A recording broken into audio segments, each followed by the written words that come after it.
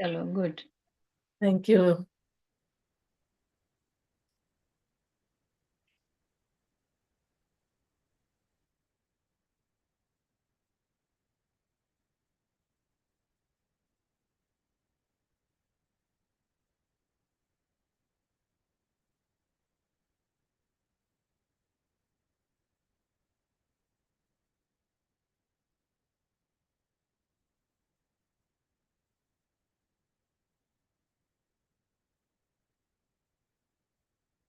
I think I can start Kirtan.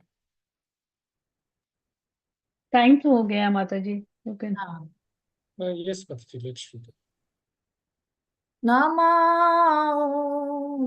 Vishnupadaya Krishna Pristhaya Bhutale Srimate Bhakti Vedanta Swamin Niti Namine Namaste Saraswati Deve Gauravani Pracharine निर्विशेषा शून्यवादी पाश्चात्य देशतारिणी जय श्री कृष्ण चैतन्य प्रभु नित्यानंदा श्री अद्वैता गदाधर श्रीवासदि गौर भक्तवृंद जय श्री कृष्ण चैतन्य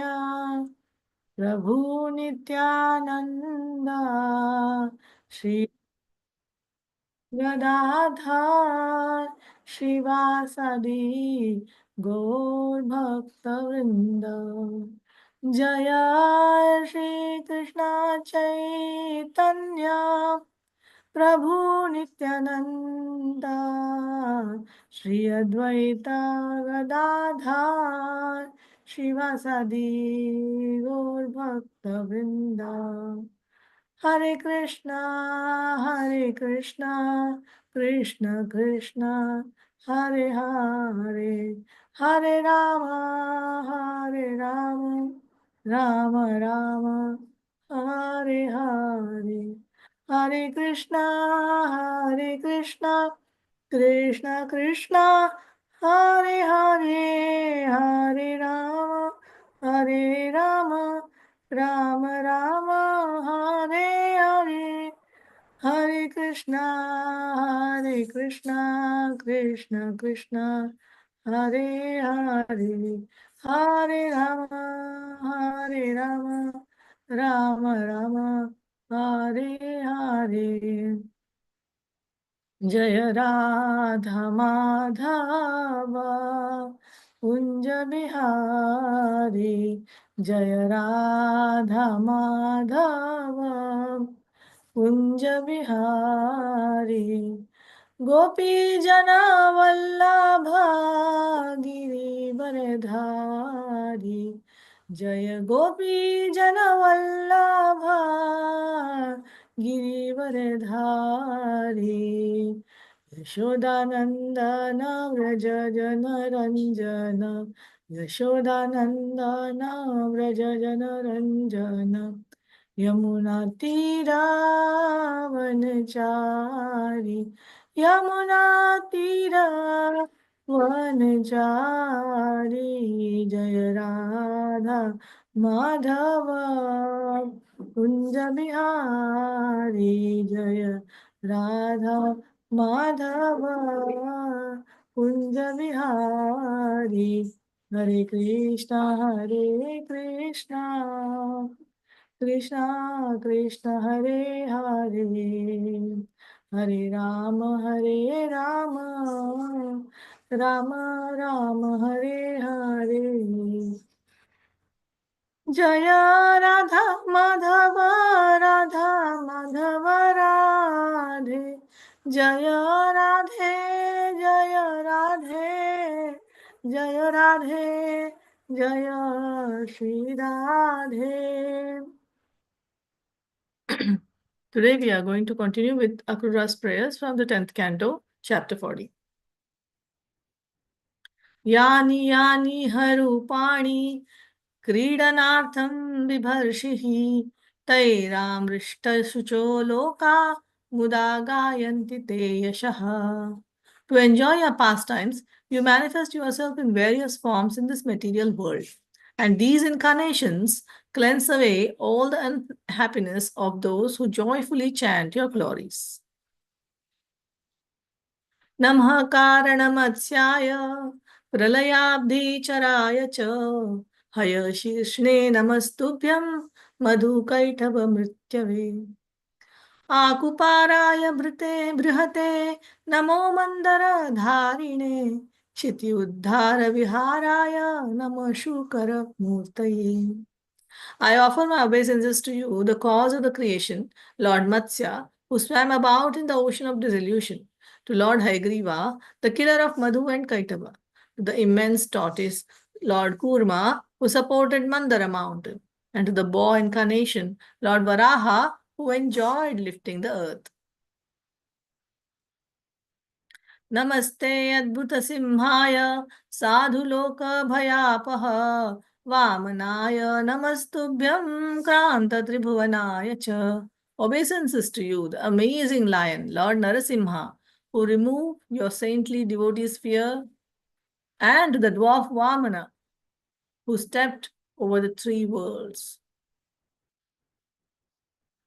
नमो भृगुणां पतये दृप्तक्षत्रवनच्छिदे नमस्ते रघुवर्याय रावणान्तकराय च.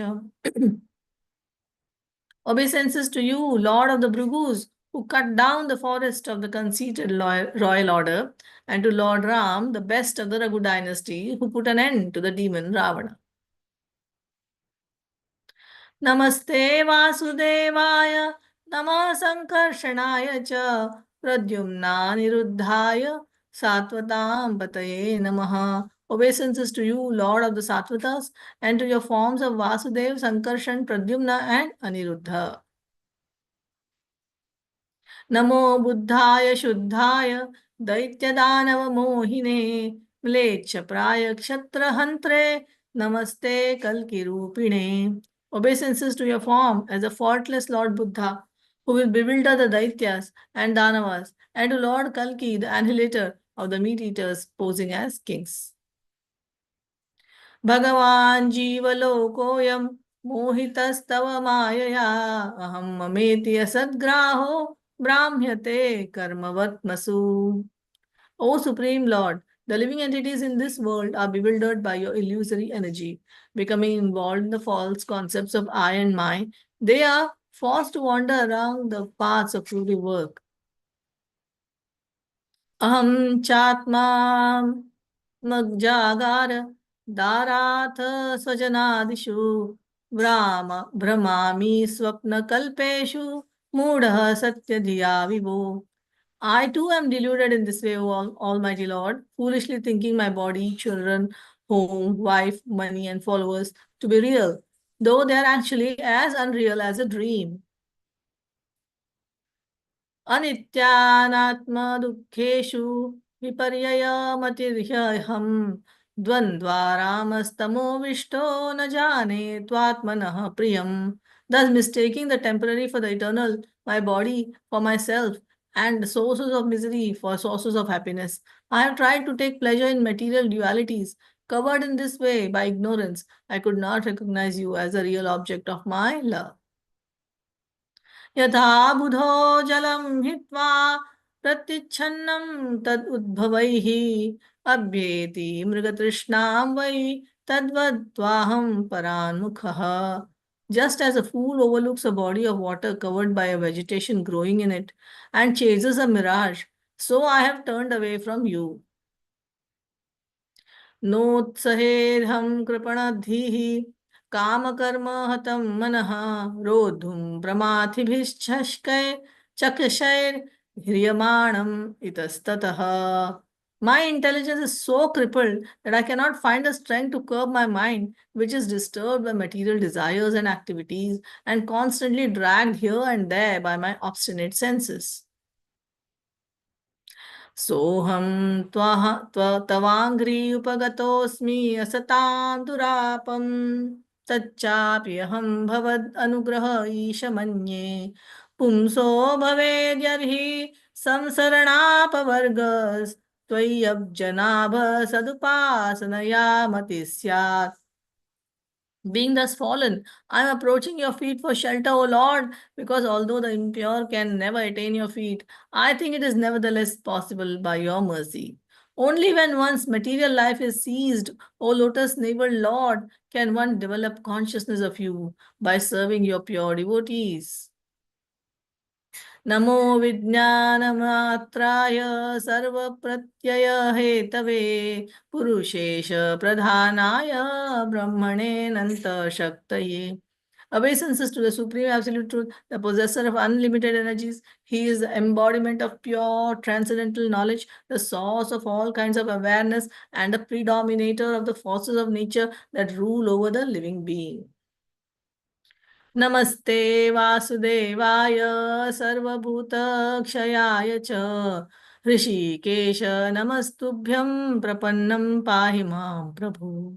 O son of Vasudev, obeisances to you, within whom all living beings reside, O Lord of the mind and senses. Again I offer you my obeisances, O Master. Please protect me, who am surrendered unto you. Hare Krishna, Krishna Krishna, Hare Hare, Hare Rama, Rama Rama, Hare Hare. Thank you very much for this seva. Over to you, Prabhu. Hare Krishna.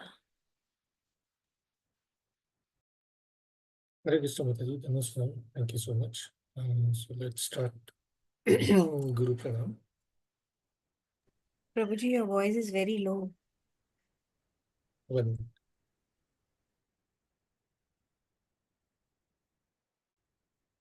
Hare Krishna. Any better?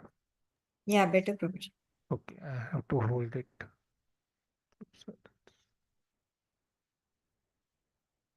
Okay.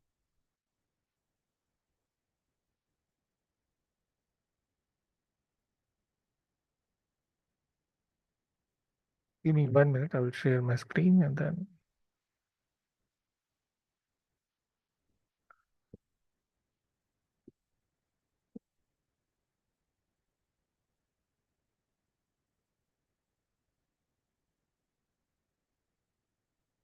Hare Krishna, dear all. So I will say the invocation prayers and then we'll start. So first with the Bhagavatam prayers from Krishna Leela Stava.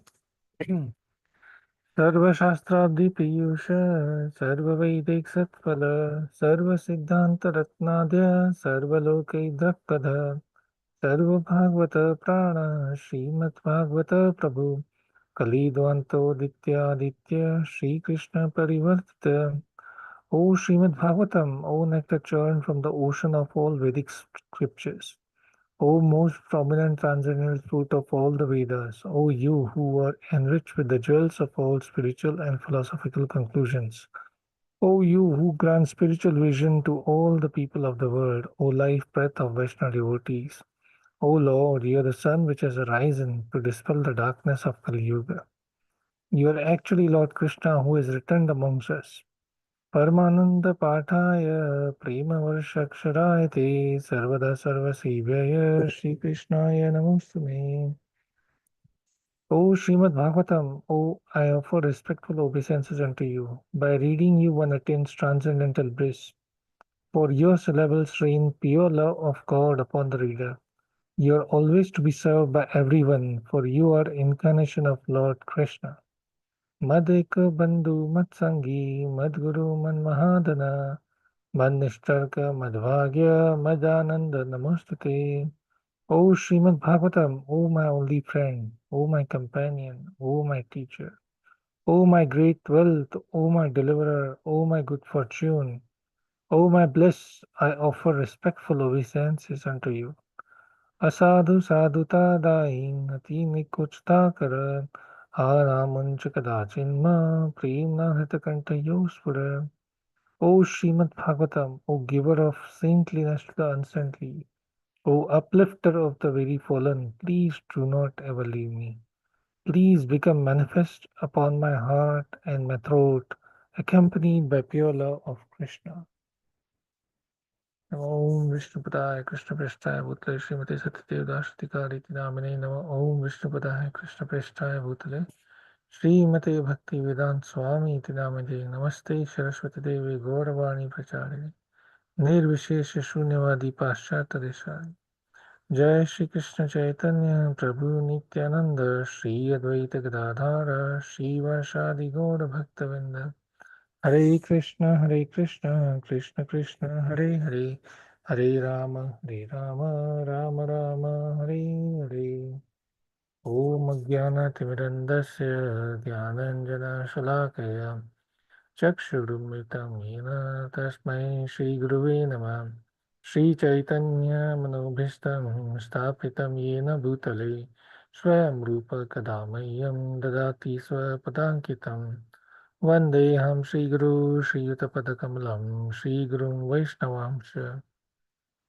Shri Rupam Sagrayatam Sagana Raghunathanvitam Tam Sajivam Sadvaitam Savadhutam Parijana Sahitam Krishna Chaitanya Devam Shri Radha Krishna Padam Sagana Lalita Shri Vishakhavitam Sha He Krishna Karuna Sindhu Deenabandhu Jagatpate Gopesha Gopika Kanta Radha Kanta Namastate तप्त कांचन गौरांगी राधे वृंदावनेश्वरी वृषभानुसुते देवी प्रणमामि हरिप्रिये वाञ्छाकल्पतरुभ्यश्च कृपा सिन्धुभ्यैव च पतितानां पावनेभ्यो वैष्णवेभ्यो नमो नमः ओम नमो भगवते वासुदेवाय ओम नमो भगवते वासुदेवाय ओम नमो भगवते वासुदेवाय नारायणं नमस्कृत्यं नरं चैव नरोत्तमं देवीं सरस्वतीं व्यासं ततो जयमुदीरये नष्टप्रायेषु अभद्रेषु नित्यं भागवतसेवया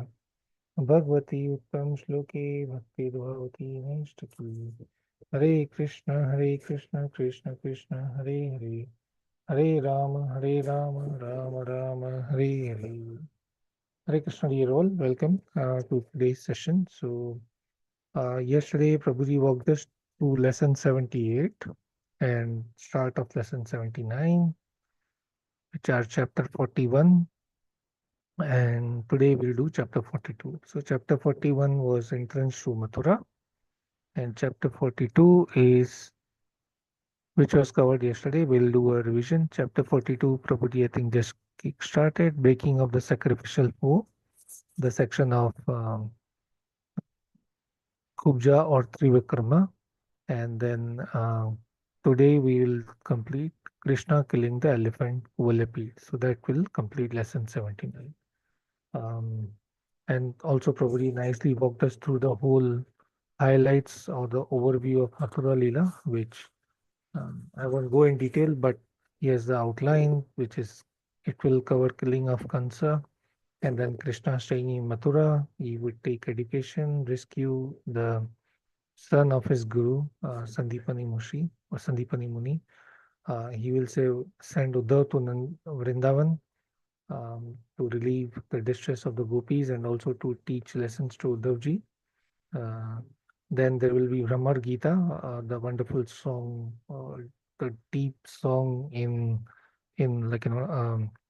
deep separation. So there is part 1, part 2. And then before leaving Mathura, Krishna will visit again Kubja, primarily called Kubja or Trivikra, and then also send a crew to Hastinapur, that with a very specific mission. And then Krishna will relocate to Dwarka and he will kill Muchukunda. He will get He will get Muchukunda to kill the demon Kalinga. So this is overview of Mathura Leela. For the next 3 sessions, these are the highlights, lesson 78, 79. So 78 we covered yesterday. We'll go through that. So it covers.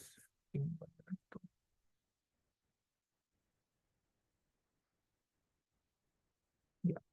So 78 covers the entry of Lord Krishna into Mathura during late afternoon, and then how he is glorified, and then Lord, there is a desire from Akrura that Krishna visits his home, but Lord Krishna, sorry, so desire from Akrura that Lord Krishna visits his home, but Krishna would say, I will do that after I finish my work with Kamsa.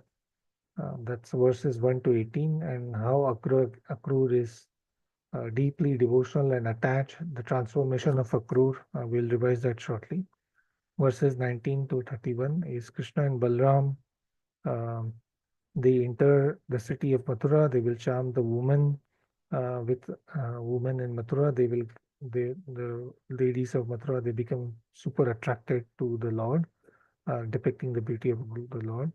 And then Krishna kills this arrogant washerman who is arrogant to him, and he bestows benediction upon the weaver and garland maker, Sudama.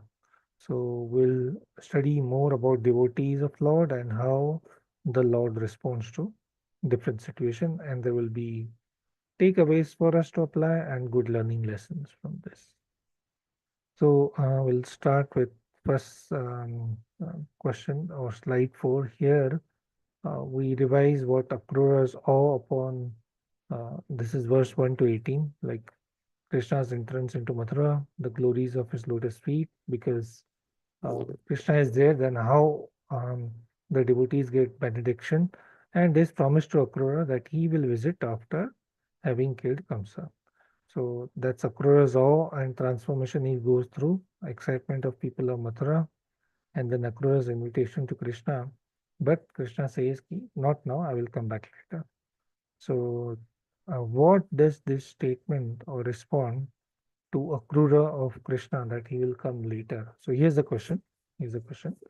So Akrura tells Krishna, please come to my house. He invites, he's transformed, he's now a devotee. He was a devotee, but he's much more deeper in sentiment, much more advanced now. But Krishna says, not now, I will come after dealing with Kamsa. So what does this signify? Hare Krishna Prabhuji. Dandavat Hare Krishna Prabhu, Dhanwas Pranam. Yes, Prabhu. Shall I try, Prabhu? Yes, Prabhu, please. Yeah. Okay. So, okay, he is giving more importance to kill Kamsa, Prabhu. Okay. That basically he wants to protect Dharma. Okay. And restore, okay, Dharma, okay, in Mathura and around this world, Prabhu. That is a clear message for all of us. Okay. As Mataji said, any specific sloka? I think we have a famous one for this, right? Any specifics? परित्राणाय साधूनां विनाशाय च विनाशाय च धर्म संस्थापनार्थाय संभवामि युगे युगे. संभवामि युगे. I think it's I found it very useful yesterday, trying to memorize the slokas you gave. And I think personally it would be so nice that I can memorize that, so that we'll go through the section on Kamsa's last day, how he's going through, and at least I will try to reflect what is my preparation, right? So knowing this sloka hopefully will help us. So Paritrana Sadhuna Dharma Sanstapna Artha. Yeah. Thank you, Prabhu. So now the second section goes through the section where Lord will go through Mathura. He will meet different people and respond accordingly, right? What is the situation of the woman of Mathura on seeing Lord Krishna? What is their situation? Hare Krishna Prabhuji. Yes. The gopis of Mathura are attracted to see the beauty of Lord Krishna, and they are getting joy and fully, and they are. I mean to say, they are in blissful states, and they live there all their daily work, and daily see Krishna, and they enjoy his presence. Yes. So these are women of Mathura. Gopis are the Matajis in Vrindavan, or devotees in Vrindavan. Women of Mathura, Mathura. in Mathura, it's only mentioned as woman devotee of Mathura. Woman. Yeah. Yes, Prabhuji. They feel a very palpitation. Their eagerness is very nicely described. Prabhuji covered it yesterday, and in the commentary of Acharya, there is more detailed description. Like they leave everything they are doing and they get an excitement to see the Lord. They go through several stages in their body, and their body, becomes weak or slackened. Their hairs become loose. Some start rolling on the ground. So they are very, very exalted as per the description of Acharya, because the 10 symptoms of love appear all at the same time. And I think that will go deeper today in today's section. So very, very exalted personalities again. Just by looking one time, they get so captivated and absorbed, and they experience that the sense or touch of Madhurya for us. So they प्रभु जी, यहाँ पे immediately. एक point आता है कि ये क्यों उनको ये हुआ ऐसा, क्योंकि उन्होंने कभी देखा नहीं था, हम्म, मगर हम्म, उनके बारे में बहुत सुना। भगवान की जो वृंदावन जो लीलाएं थी, उनमें से उन्होंने बहुत ही सुना था कि ये असुर का वध किया भगवान ने, ये असुर का वध किया। तो वो सुन के उनको इतना एक्साइटमेंट हो गया भगवान को देखने के लिए, और तल पापड़ हो गए सब। What a बराबर प्रभु जी wonderful, है। what a wonderful point, Mataji. Yes. So highlights the importance of hearing, right? And that's what our parampara emphasizes so heavily on Shravanam, right? Shravanam and Kirtanam both. Yes, Mataji. Thank you. Thank you for adding that important point. So going ahead now, Krishna kills that arrogant washerman. He gives benediction to Beaver and the garland maker, who is named Sudharma, right? So we have gone through the past tense, so I won't repeat that part. But question here is, what do we study about the nature of devotion or bhakti, and what do we understand about Krishna's love or response from these pastime or leela? It emphasizes the true devotion transcends social status or caste, and Krishna's boundless compassion and love for Absolutely. who serves him sincerely. Correct. So we see there is a washerman. He is not from a very high caste, considered as a lower caste and all, but still, just by simply serving the Lord, gets such a wonderful result. And be it a high caste or low caste, if it's a Kamsa, who will see he's a Kshatriya because he does not have the right mindset, then they get punishment, right? And also, Krishna is compassion and love for those who serve him sincerely. Right? And Krishna's mercy is available to all, regardless of their background. So that's Krishna the love is much, much greater than devotees' love. love for them. Yes, Mataji. So And so many verses, shlokas from Bhagavatam. Hmm. I can remember one or two, like Kirata Gunandra Pulinda Purkasha, Avira Sumba Yavana Kasadaya, Dinyete Papar, Pashaya Shaya Shaya, Shuddheti Prabha Vishnave Namaha. So just by the mercy of Krishna and with devotion, true devotion, even such downcast people, fifth class, sixth class, they also can be they can, yes. elevated. There are many shlokas like that. Thank So you. Mataji, these are wonderful gems. If you can please put that in our WhatsApp or this chat, I would like to start collecting these gems. Okay, yeah. So I have 714, 914 from yesterday. From today, I think Mataji gave one, and Paritrana Sadhana, all of us know. And let's put this in our collection of gems. Okay. So thank you, Mataji. Very wonderful. So now continuing, we go to slide 8. Now again, the thematic revision of the thematic elements of what Prabhuji taught us yesterday. Of these themes, there is mentioned like the themes here we saw is divine presence and realization. Like just by the presence of the Lord, the realization we get, and Prabhuji also taught us how reflecting on this, like when we go to temple, what is the way we should take darshan of the Lord. So that's very important. More about bhakti, as we just went through. Interaction, like even little bit we do in bhakti, that is permanent asset, and Krishna takes care and respond. And just now, like you said, Mataji, like Krishna responds much more than what we give. So that is Raksha Mataji, what is that verse? about that any little thing we do on the bhakti path, it will protect you from worse fears. What is that verse? Svalpamapi asya dharmasya. नहीं Yes. प्रभुजी नेहा विक्रमणाश्नोति प्रत्यवायो न विद्यते Yeah. And स्वल्प that was 2.40 yeah. And Archana said that verse is also there. yes 40. Very nice. Let me put that in the chat room. And that is no matter what little you do, protection of the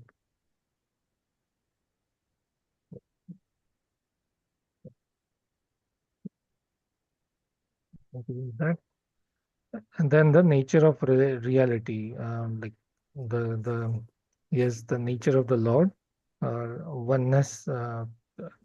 Those who are devotees, they align themselves with what Lord want to achieve, and then the pure devotees, as they say, they don't desire for anything, but the mukti and all that's already freely available to them.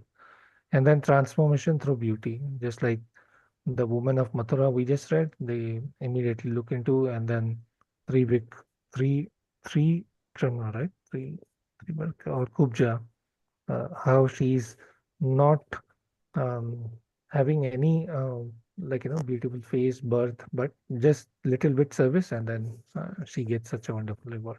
So, question from this slide now.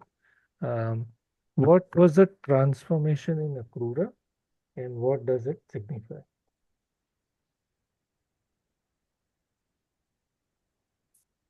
His whole perspective changes. So he, from thinking that Lord Krishna is just his nephew, he now recognizes Lord Krishna as the Supreme Personality of Godhead.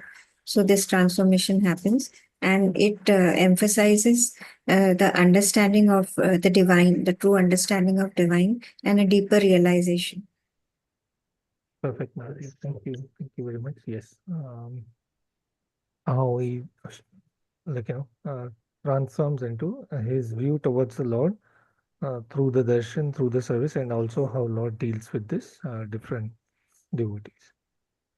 Yeah, Prabhuji, on that point also, Akrura knew about Lord because as he was coming, to pick up the Lord, he was meditating. But when he saw the Lord and Aishwarya Bhav, how he was worshipped and all those, a lot of things changed, right? So one is knowledge, and another thing, some realization. When you see something, it deepens your conviction. So that transform more of, already he was open to receive Lord, but when he sees right symptoms, right things, that really transform him. The faith and conviction for us. Yeah. Yes. And Krishna gave him the darshana, right? In the Yamuna water. Water. Yeah. Particularly for that. Yes. Thank you, Prabhu. So now further themes here: humility and conduct, universal compassion and grace, dharma and cosmic order. Like Krishna maintains, we just covered that, dharma, and the key aspect here is now humility and conduct. So now question here for all of you. I think we read this almost every day in our the kind of offenses with there. What can obstruct our true devotion? What is the biggest obstacle or one of the obstacle to our devotion? Arrogance and pride. Arrogance and pride. So that can obstruct. And that humility and service, we find greatness in that truth as greatness. Yes. Yes. So the washerman was arrogant in service to the Lord, and then he does not get the right. And then what we see is, I think, when we talk about humility, the one thing that comes to my mind is Trinadapi Sunichena from the Shikshashtakam, right? And then प्रभुजी यहाँ पे एक दूसरा point अच्छा हम लोग सीख सकते हैं कि मतलब भगवान ने ये प्रत्येक एग्जाम्पल के द्वारा हमें बताया है कि देखो मैं मतलब ये देखो ये कैसा है, ये वॉशरमैन कैसा प्राइड कर रहा है, तो मतलब एकदम रियल एग्जाम्पल से हमें सिखा रहे हैं भगवान कि आप हमें क्या करना चाहिए. हमें भी टेक अवे मैसेज में यही लेना चाहिए कि भाई हमें भी ह्यूमिलिटी और प्राइड नहीं रखनी चाहिए, ह्यूमिलिटी ज्यादा से ज्यादा रखनी चाहिए. ह्यूमिलिटी रखनी चाहिए. तो इट इज सो नाइस कि एग्जाम्पल के द्वारा हमें सीखने को मिल रहा है. Correct. Correct. No? And if we continue with that, then the grace of Lord is available to all, regardless of the background. Okay? And divine love is unconditional and open to every sincere seeker. So these are the nature of the Lord's grace and His love. Okay. Yeah, I think you covered this probably yesterday, but just a quick rehash into this chapter 42, which is titled Breaking of the Bow. First is Krishna cures hunchback Trivakra, okay, Trivakra or Kubja, because she is bent in three places. That's verse 1 to 12 that was covered yesterday. Then verses 13 to 25 is the breaking of the official bow and destruction of Kamsa's soldier, which will start today. Kamsa seeing is an inauspicious omen because now the bow is broken and it's next night is a huge festivity. Krishna and Balram are here. There's a lot of inauspicious omens he see, and then he sort of internally understand now death is near. I think there is a lot to learn for at least me and probably us all here. And then the festivity of wrestling arena, how the whole environment was and how different people see Krishna in a different way. That is concluding part of the chapter. So this was covered yesterday. Trivakra. So if you all remember, who does she represent? Who does Trivakra represent? Who Shakti? Yes. So she is actually, as per our Acharya, she is expansion of Satyabhama, and she represents the Bhu Shakti, the earth being tormented by all the current those rulers at that time. She is bent and she is offering. So what Kubja is offering is the perfume and essence. So quality of earth is perfume or sugandh or essence. So she is offering that to the Lord, and the Lord then gives her assurance that don't worry, I am here. The time of Kansa is go away, and your burden will be reduced. So that's Now one you there. see the direct comparison here. The washerman also was the servant of King Kamsa, right? And so is this this Trivakra or Kubja. Both were working for the king, but the washerman would not give the dress, royal dress, to Krishna, whereas this lady very gladly offered the ointment which was meant for Kamsa. She offered to Krishna. Both, actually, she could have also claimed that I belong to King Kamsa. I'm not allowed to share this thing with you, just like that that washerman did that. But here she gladly gave that, and just little bit of that, Krishna did much bigger favor to her. He removed that physical deformity within her, and she became a very beautiful woman. So similar examples, but see different perspective. That's where the humility that comes into play. Yes, Prabhu. So in that context, I would just like to read some important points I felt from Srila Prabhupada, if you may all permit. So what Srila Prabhupada says on the learnings of this pastime of Kubja, Srila Prabhupada mentions, in other words, in order to draw attention of the Lord, the Krishna conscious devotee has to serve him with great love and devotion. Krishna cannot be pleased by any action other than transcendental loving service unto him. This incident shows that by serving Krishna, the devotee immediately becomes elevated to the most exalted position in all respects. Devotional service is so potent that anyone who takes it becomes qualified with all godly qualities. Krishna was attracted to the hunchback woman not for her beauty, but for her service. So, service is very, very important for us. As soon as she rendered service, she immediately became the most beautiful woman. A Krishna conscious person does not have to be qualified, does not have to be beautiful. After becoming Krishna conscious and rendering service to Krishna, he becomes very much qualified and beautiful.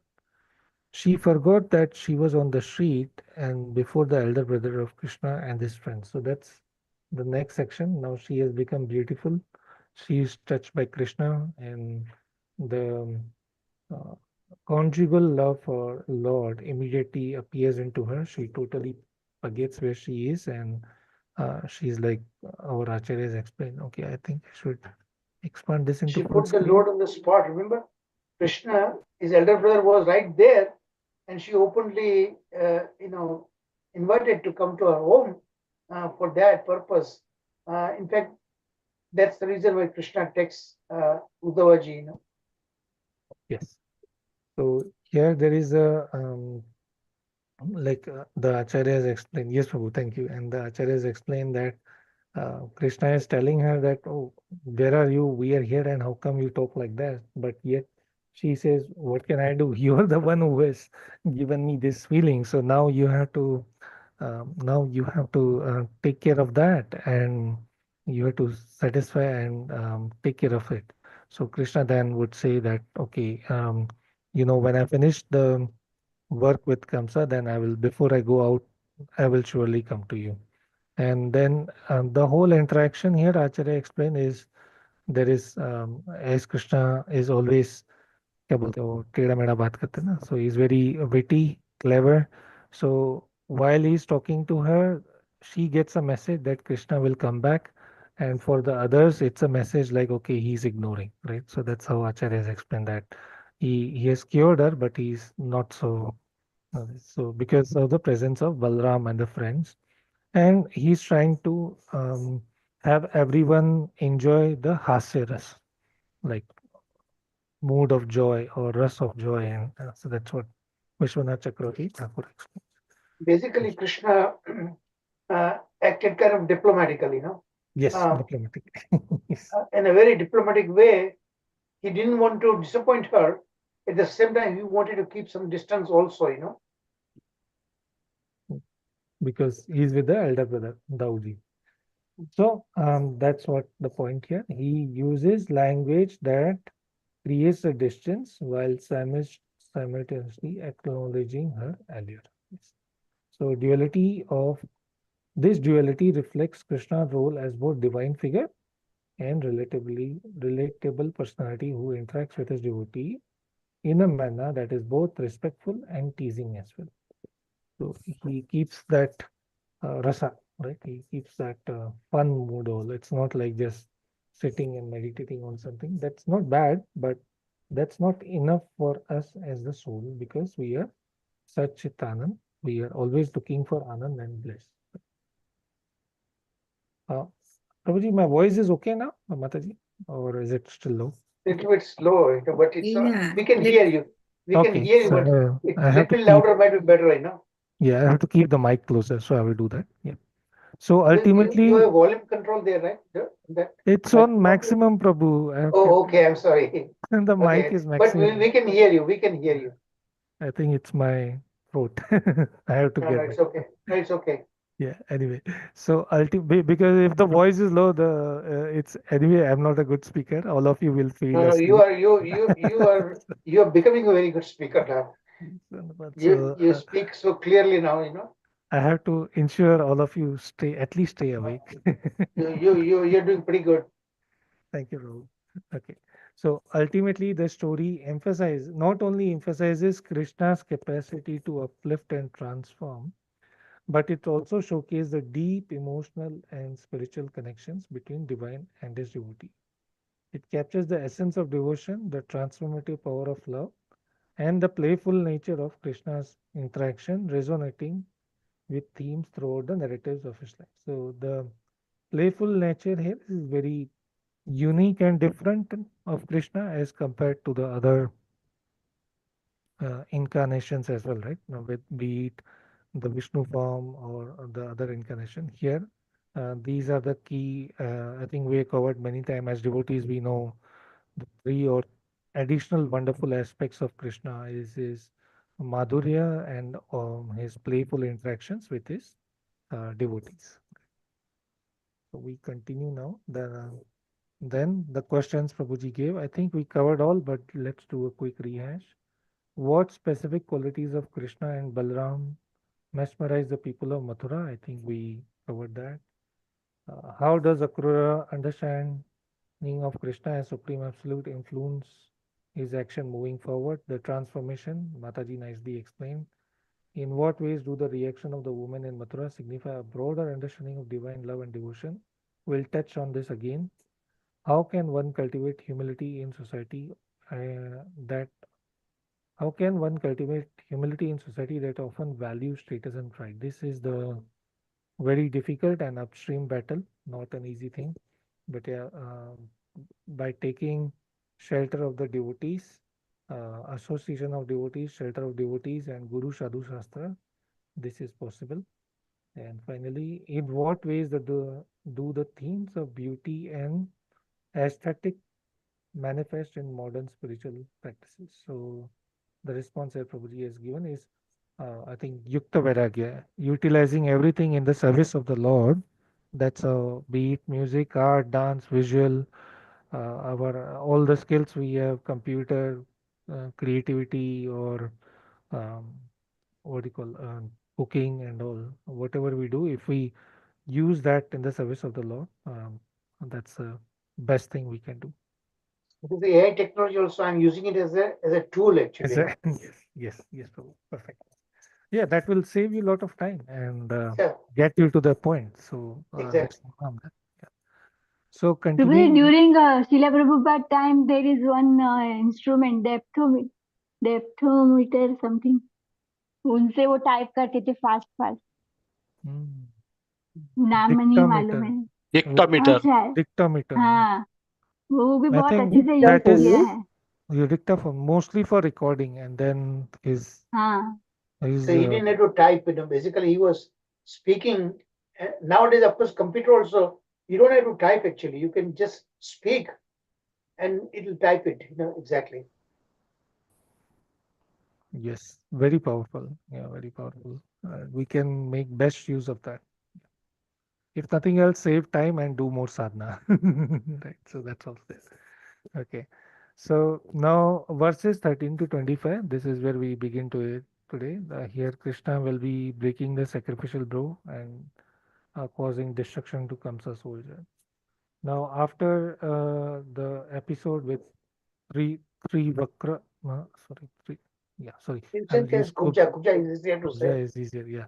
After the episode with Kubja, then Krishna uh, goes ahead. Krishna and Balram, along with his entourage, they go ahead. They ask for where is the this sacrificial Arena. bow, the arena. On the way, it is mentioned the people and all the traders, merchants in Mathura, they gave him lot of respect.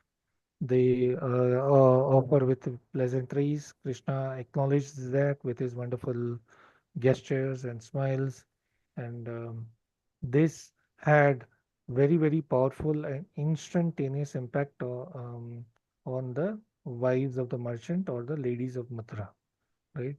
And the reactions were ranging from attraction to madness. Um, our acharyas describe it very nicely. I will, if you all permit, I will quickly read through that purport because it's a bit technical and it's very interesting. So, give me a second. Yeah. The 10 transformations of love or bhav. So, where is that? 1054. 2, 3. Here it is. So the wives of the merchant were most advanced devotees in the city because they immediately experienced symptoms of conjugal attraction when they saw Krishna, which usually develop after some time and association with the object of love. There was love at first sight, as Mataji just explained, because they have been hearing a lot. So the first sight gave them the love. The 10 effects of Cupid are described as follows. First comes as attraction expressed through the eyes. Chakshu Raga Prathamam. Then the intense attachment in mind and heart.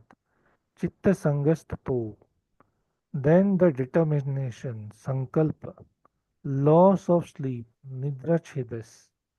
Becoming emaciated, Ta Anuta. Disinterest in external thing, Vishaya Nivritti. shamelessness, trapanasa, madness, unmad, becoming stunned, murcha, and death, mrityu. These are the 10 stages of effects of Cupid. Smara dasha, smara dasha, dasaiva.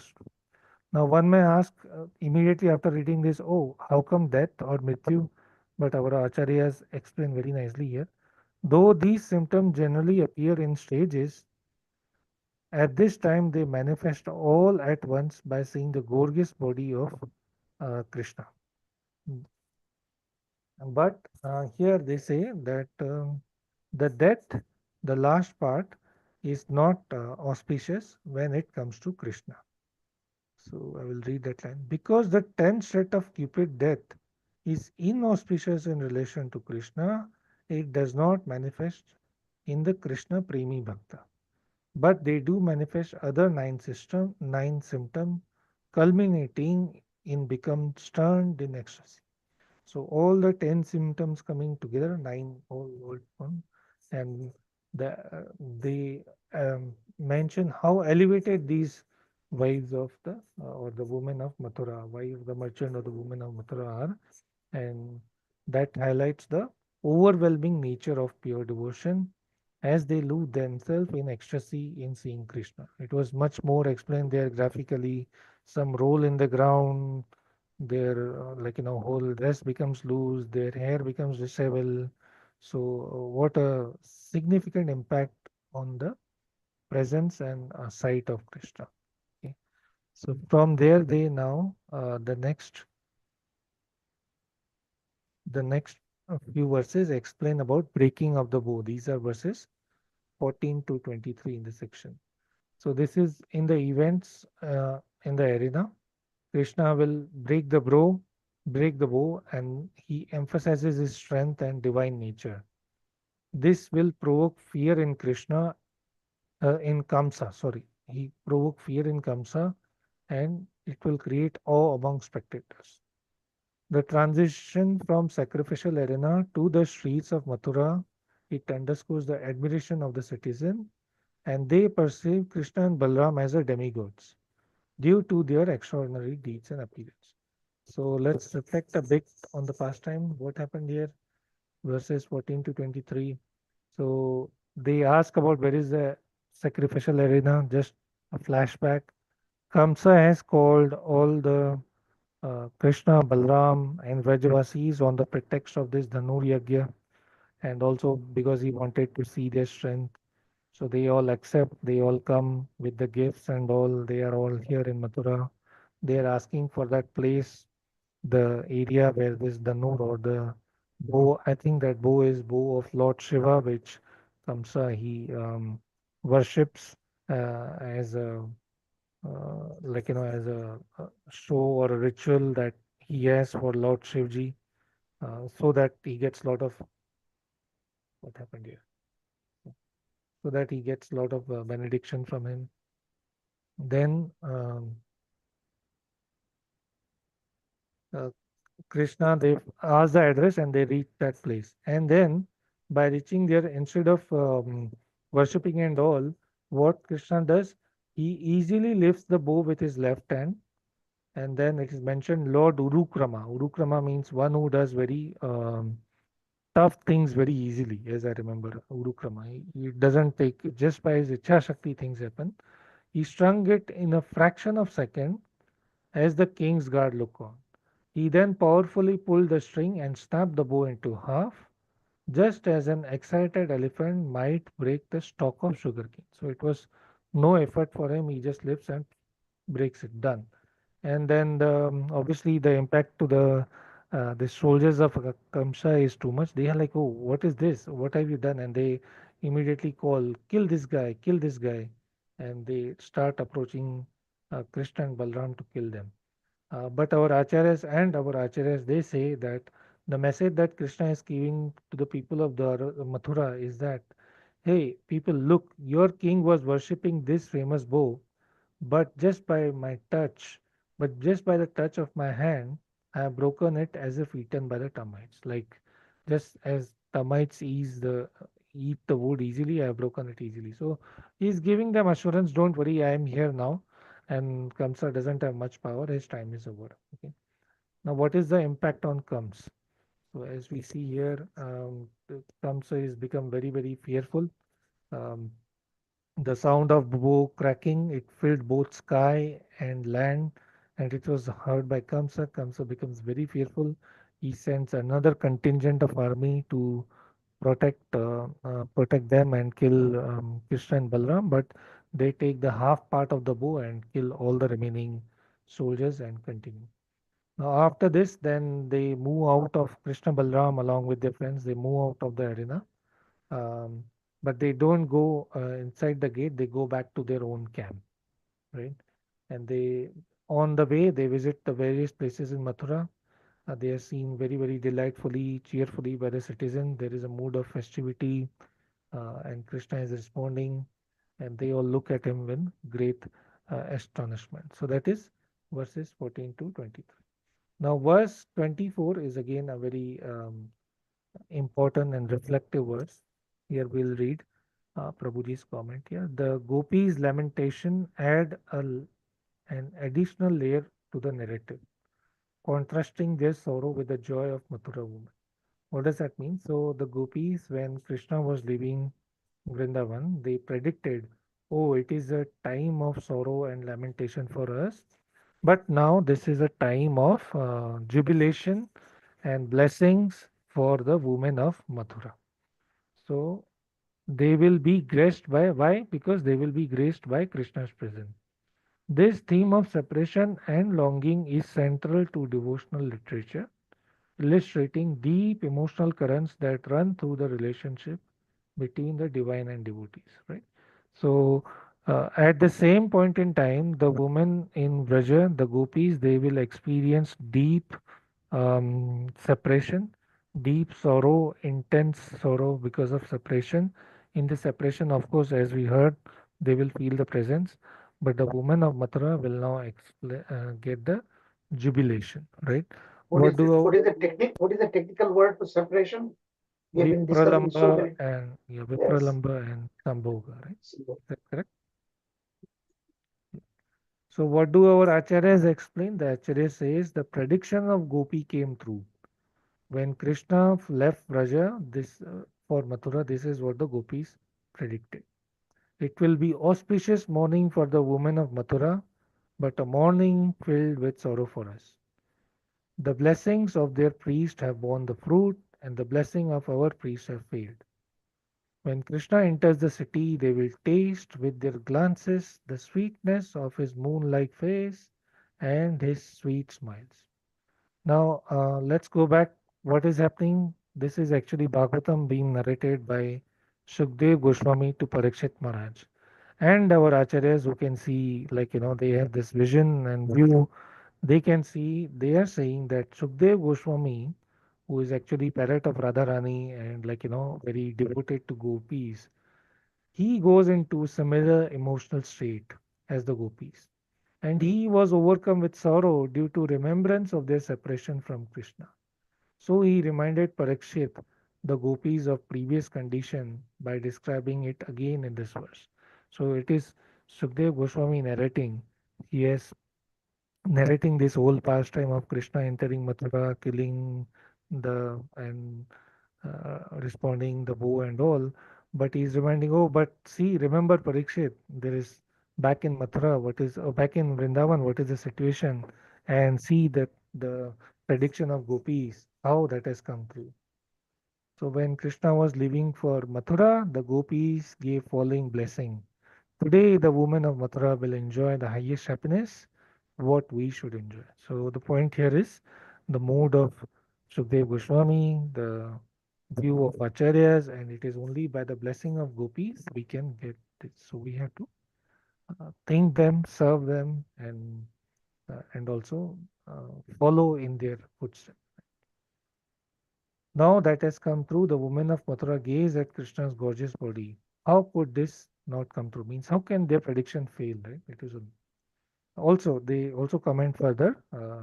Sorry, I'm taking a little bit time, Prabhuji. This is so interesting and deep, no? To analyze the different in the mood nature.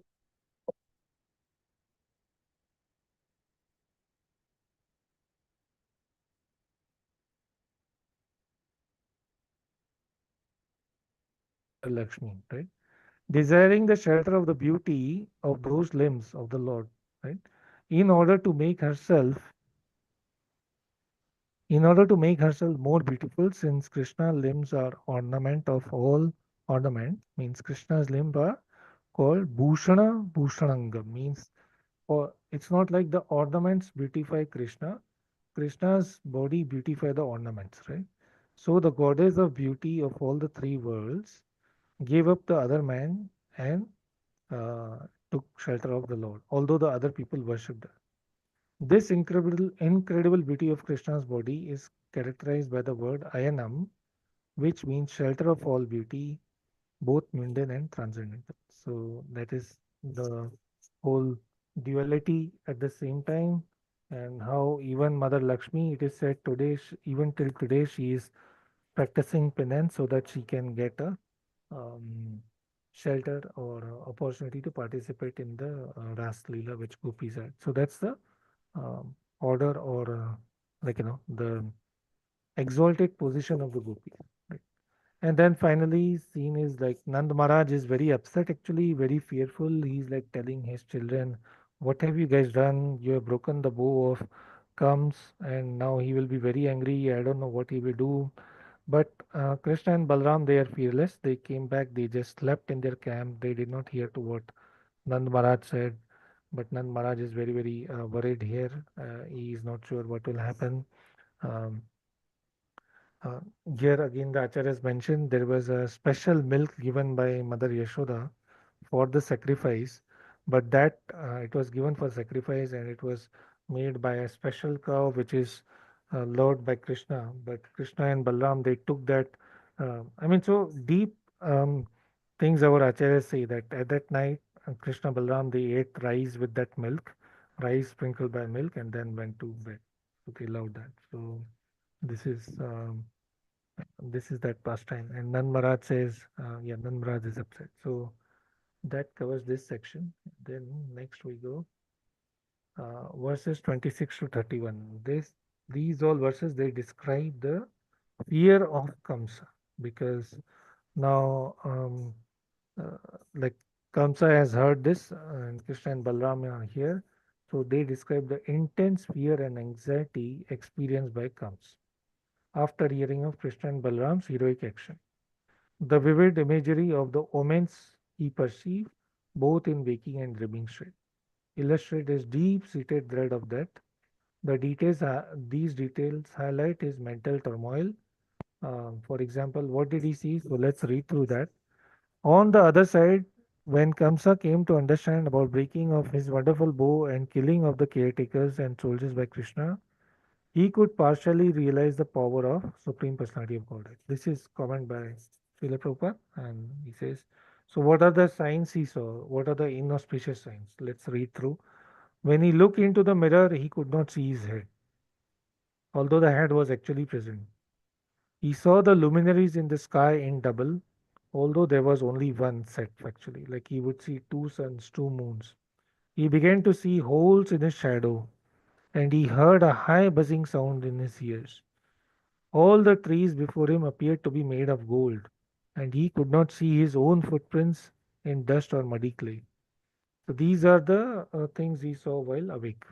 While sleeping, in dreams he saw various kind of ghosts being carried in carriage drawn by donkeys.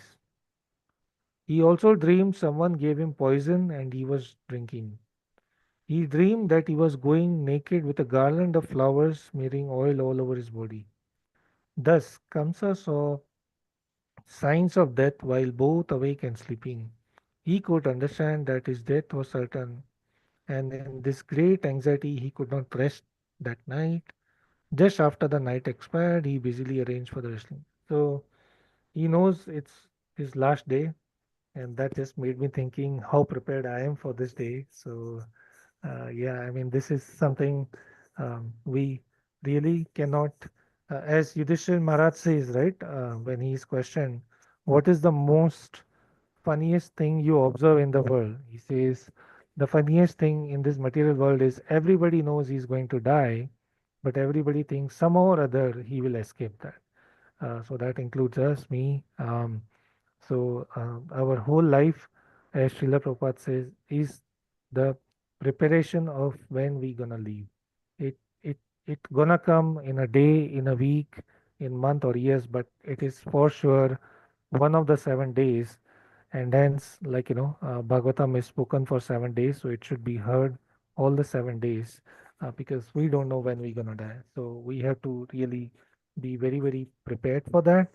Um, there are different scenarios. Of course, within devotee circle, we don't do that. There are people who try to say, "Oh, okay, now I will not do, but when I am older, then I will pick up on devotion." But it's not possible, right? Because, uh, like even at this stage of life, I have seen there's so much difficulty that comes across. Little bit of sickness, little bit of headache, and then we are just distracted.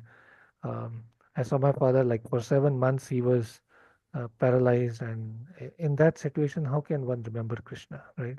Of course, if we do little bit service or we continue with this, what is in my control is having a plan and following the plan. And of course, in all gratitude to you, Prabhuji, and all the devotees, the amount of Utsaha Nishchay Dhairya you all have, that inspires us to be with you, and that will, um, that will prepare for that final moment, because this body which I have here and the facilities I have, like having the initiation from this wonderful parampara, Brahma Madhava Gaudiya Parampara. It's so rare, and having opportunity to worship Gaurnata, having opportunity to understand, it is all very rare things that have come together. So this particular instance makes me think, I should be more serious and much more determined to perform. So need blessings from all of you to continue with that. So continuing with this, Kamsa experience symbolize the psychological effect of fear and inescapable nature of fate. The various omens he witnessed serve as manifestation of his inner turmoil, showcasing how his mind interprets these signs as harbinger of his impending demise. This is a blend of reality and dreams blur the line between his fears and actual events, emphasizing his vulnerability and the overwhelming anxiety that grips him. Overall, this narrative captures the theme of fear in the face of inevitable destiny. So, um, change of body has to happen, which is death. Um, Hopefully, the next body we get or the next opportunity we get is in the right full service of the Lord, right? Okay, so now the next section, 30 to 32 to 38, which is the festivity of the wrestling arena.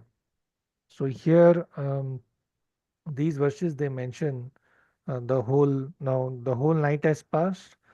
Kamsa is now fully engaged in arranging for the festivities um, in the arena, and he goes to that place and he sits on a very, very high dais, but his heart is trembling.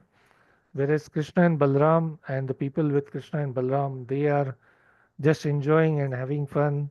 They are not there at the right time. They got up, they went to River Yamuna. There is a verse which mentions about sun rising, and there's some Vedic verse. They go perform their daily rituals and all. Krishna and Balram, they have a chat that it's been long that our parents have been in a very traumatic situation. Let's now its time has come. Let's free them up and the city of Mathura from Kamsa, and Kamsa is trembling, but others are not. That those who are with Krishna, they are moving out freely. They don't reach the place, that arena in time, but Nand Maharaj and others are. They offer a lot of gifts to Kamsa. Kamsa now diplomatically he welcomes Nand Maharaj. He says, "Don't be afraid, even though your children have broken the bow and all. I am not at all upset. I have just called them to, because I have heard they are very, very powerful, brave. So let the whole city witness their bravery. But in his heart, he knew, it is more for the wrestling match and mechanism or way to kill Krishna and Balram, which of course he will not, succeed. So Nanda's reluctant to approach Kamsa in the absence of his son and the absence of his son highlight the underlying conflict and fear within the community as they navigate their loyalty to Kamsa while protecting their own. Means, um, so Nanda and others, they are very, very religious person. They know that Kamsa is not right, but because he is taking the position of the king, and king is a representative of supreme personality of Godhead, so they are giving him all the respect, right? So they bring everything, they keep there, but at the same time, Krishna and Balram are missing, so they feel very, very um, shy or upset, or they don't know how to respond to that. But then comes and says, okay, don't worry, just go and get them. So some of the coward members, like it is mentioned, Upananda and others, they go looking for Krishna Balram and get them. So the coward men offering to Kamsa signify their submission, yet their choice to sit in the galleries rather than on the platform represent their discomfort and unease in the situation. What this means, because there was a big platform, actually people like Nanda who were so exalted, they must have got a very exalted seat over there, but they did not, so they chose to go and sit in the gallery, and they were not comfortable being with Kamsa as well, so they chose to sit in the galleries.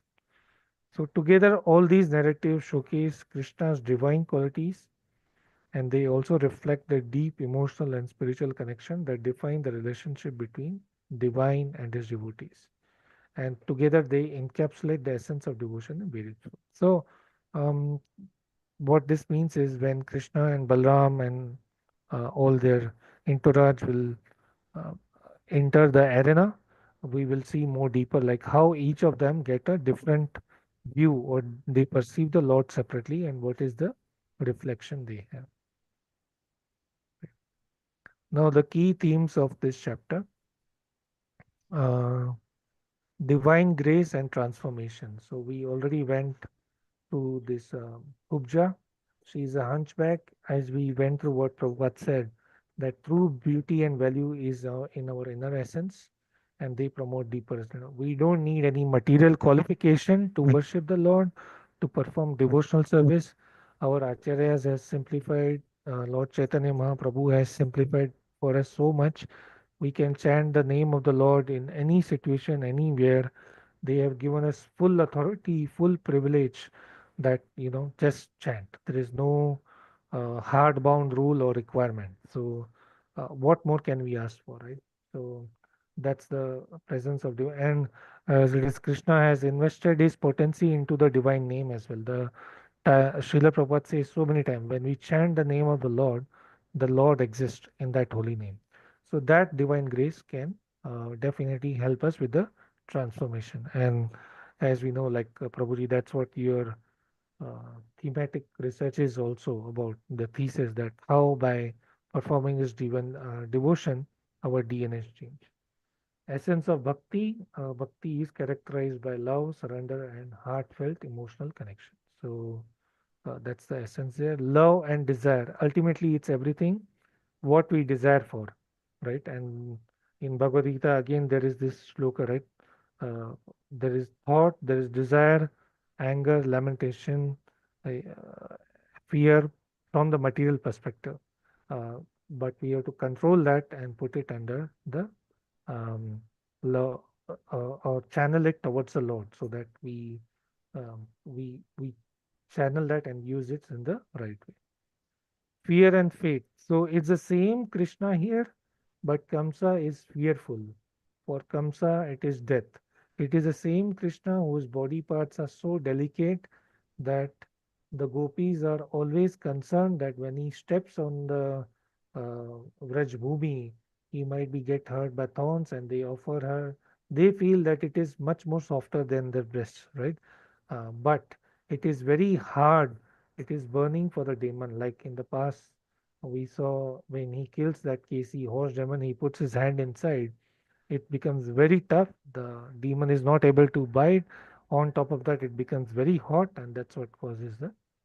So it's same Krishna, but depending on where we are, what we see, or who sees what, the response is there. Power dynamics and loyalty. So we see the power dynamics here. Kamsa uses all his diplomacy, employs all his power, is uh, best person like Akrura, who he can use for much more better insights, learning more about devotion, but he employs him also in his treacherous act to get Krishna Balram from Vrindavan to Mathura to kill them. He puts lot of taxes on Nand Maharaj. He tries to trouble them. He sends so many devotees, and yet when Kamsa as a king orders how Nand and the Gopas they behave, they fully depend on Krishna. So with that they go there, and they are loyal to him as a king, not to Kams, but to the position of the king, and they are definitely loyal to the words of Krishna. Separation and longing, we just touched that. Vipralamba and Sambhoga. So the gopis in Vrajbhumi are lamenting, whereas the Mathura women are now happy because of the uh, this thing, the favor and boon given by the gopis. That's what they get it. Cultural and societal reflection. So as a society, as a community, we all have to get together to perform this Sankirtan Yagya. Only that's where we get the blessing. In summary, these thematic elements in the stories of Krishna encompass profound philosophical inquiries into existence, into the essence of existence, love, fear, divine human relationship. They inspire reflection on deeper truths of human experience and transformative power of spirituality. So that's the key themes and the summary. Right. So that completes chapter 78, the elevation of Kubja, breaking of the bow, killing of the Kamsa's soldiers, establishing the authority of Krishna over there, the Mathura women, how they are elevated, and then finally the fear that Kamsa goes through, the omens he sees, and the learning for us. Right. So now in this chapter, Krishna will kill Kuvalyapir, the elephant, right? He's a elephant who is deployed on the gate of the festival, um, so that as soon as Krishna and Balram enters, he should trample them. He had complete plan, very structured plan to kill Krishna Balram. But let's see, we all know what will happen. Krishna obviously, we know, kills the elephant very easily, but while doing this, he performs very entertaining feat for all the observers. So we'll try to study a bit of that, not deep, but overview of that. Krishna and Balram, they triumphantly entered the wrestling arena. The various classes of people saw him in different ways according to their specific relationship with him. That's what we have been speaking about. Uh, Yathamam, right? Depending on how we see Krishna, Krishna responds. And then the last section is Chanur. He will challenge Krishna and Balram to wrestle with him and Mushtik, respectively. Now, it is so interesting here that they have seen power of Krishna and Balram up to the point of killing this guy Kuvalyapid, who is such a powerful elephant that he can trample hundreds and thousands, but still uh, they are so much in Maya, and they are so much puffed up with pride and arrogance. They are still aiming to fight with Krishna and Balram. So that is what happens to the intelligence. If we don't fortify the intelligence correctly, then we will take challenge or take enmity with the things which we should be rather thankful or supportive or devoted to. Okay, break time. Let's take a slight pause, reflect or seek any questions, thoughts.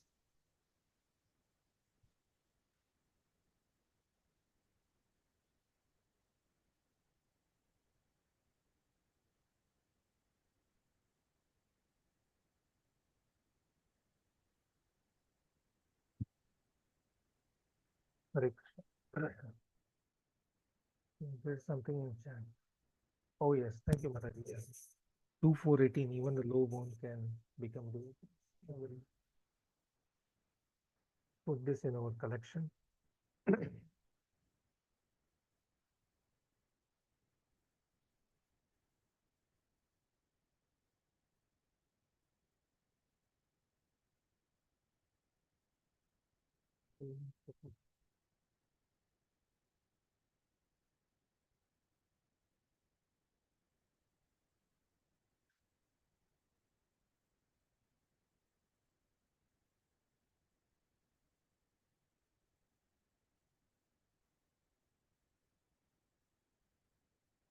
Any other thoughts from anyone?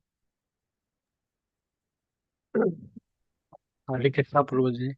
Yes, Prabhu. So yeah, so you put it so nicely, the last point, like this Chamura and Mustik, right? Chamura and Mustik, even they saw that great elephant is, that is how the demon bear, right? So their intelligence is not rightly placed. You put it a different way, but that was the meaning. That is the difference between the demon and divine. Yeah, divine, right? Divine. So yeah, and we also see that very nicely presented how Nanda plays, politically and so nicely. He is a king, so respect at the same time protecting their own children. Nicely brought out here. So the dual role they have to play, right? So their loyalty to both of them, but how they present, right? So this also is a good example for all of us how to live in a mundane world, right? We have responsibility at the same time. We have a duty to dharmas, right? Dharma, how to balance that. We saw with the many Akrura's case, we saw in with the many cases that. So that's good points also coming up. Yep. Yes, lot of instructive lessons, right? Very nice. Prabhu ji Bhagavad Gita 2.62 and 63 वहां पे बहुत clearly mention किया है कि हमारी बुद्धि कब नाश हो जाती है. Yes. वो श्लोक का बहुत ही अच्छा है. 62, 63. May I recite it? Yes, please. Yeah. ध्यायतो विषयान् पुंसः तङ्गस्ते पुंसजायते तङ्गात् सञ्जायते काम क्रोधाभिजायते क्रोधा भवति सम्मोहं सम्मोहात् स्मृति विभ्रमः स्मृति भ्रंशात् बुद्धिनाशो बुद्धिनाशात् प्रणश्य. Yes. So मतलब काम अगर हम काम की इच्छा करते हैं और अगर नहीं होता है तो वो क्रोध में परिवर्तित होता है और हो जाता है तो लोभ में परिवर्तित हो जाता है. तो हमारी बुद्धि का नाश करने वाला काम है. काम अगर नहीं होता है तो बहुत ही क्रोध आता है और हो जाता है तो बहुत ही लोभ आता है. तो काम, क्रोध और लोभ, ये तीनों में काम बहुत ही इम्पोर्टेंट है. इस श्लोक का meaning. yes, yes, that's very interesting. मतलब वो फुलफिल हुआ तो भी गड़बड़, नहीं हुआ तो भी गड़बड़. हाँ.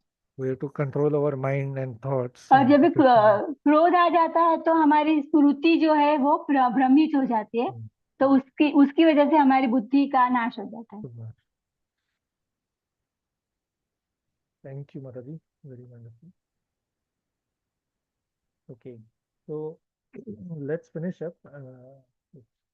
7:50. Yeah, we have enough time. We'll finish this and let's see, discuss more unless anyone has anything else. Okay, I will continue. Yeah, Prabhuji, just on that, so many things we're discussing. I think as you see that you have enough time now because there are small. So it also in Chaitanya Charitamrita says that Muchi hoy, Suchi hoy, Adi Krishna bhaje, right? And Suchi hoy, Muchi hoy, Adi Krishna tyaje. So irrespective of your birth and anything, even if you are a cobbler or born in a low family, if you have bhakti, you become Muchi, like Suchi, like the highly elevated person like a brahmanas, or if brahmana doesn't have bhakti, then he can become like a low grade person. So many examples are there, right? In different places we see that bhakti doesn't need your social status, and that we saw through many examples here, right? So can you find that verse for us? That's I'll send you. Yeah. if you may. Otherwise, we'll try. Yeah, I cannot command. But that's a very interesting. I have heard that. Yeah, it has been Yeah. quoted many times. So Many like times, yes. Srila Prabhupada, Yes. suchi hoy, yadi Krishna bhaje. If you worship Krishna, muchi, The that mochi cobbler, of right, it, can yes, become a yes, brahmana. yes. And suchi hoy, muchi hoy, yadi Krishna tyaje. If you don't worship, you are there. Then even if you're a Brahman, then it's no use. Yeah, you'll fall down. Yes. Very wonderful. Very wonderful. Wow. So nice. Okay, let's continue here. In this chapter, verses 1 to 40, Krishna will kill elephant Kuvalapir. Right? It captures the counter between Krishna and this elephant, and it shows Krishna's remarkable prowess, playful spirit, profound emotional responses of all who witness this feat. Right? So, what are the themes? Krishna's courage and playfulness. From the very beginning, Krishna and Balram, driven by a sense of adventure, sneak out in the Western arena with their friends. Like they did not reach on time; they were called. So throughout after their entrance to Mathura, they are totally ignoring the authority of Kamsa. Right? They broke the boom which Kamsa worshipped. They took away his clothes from the washerman, killed his washerman, took away his perfume, lest those who gave it, they are being supposed to be there early morning, but now they are being called, right? So now they are being called. Now at the gate, Kamsa has kept this fierce elephant, that is Kuvalepir. This elephant is very powerful, very um,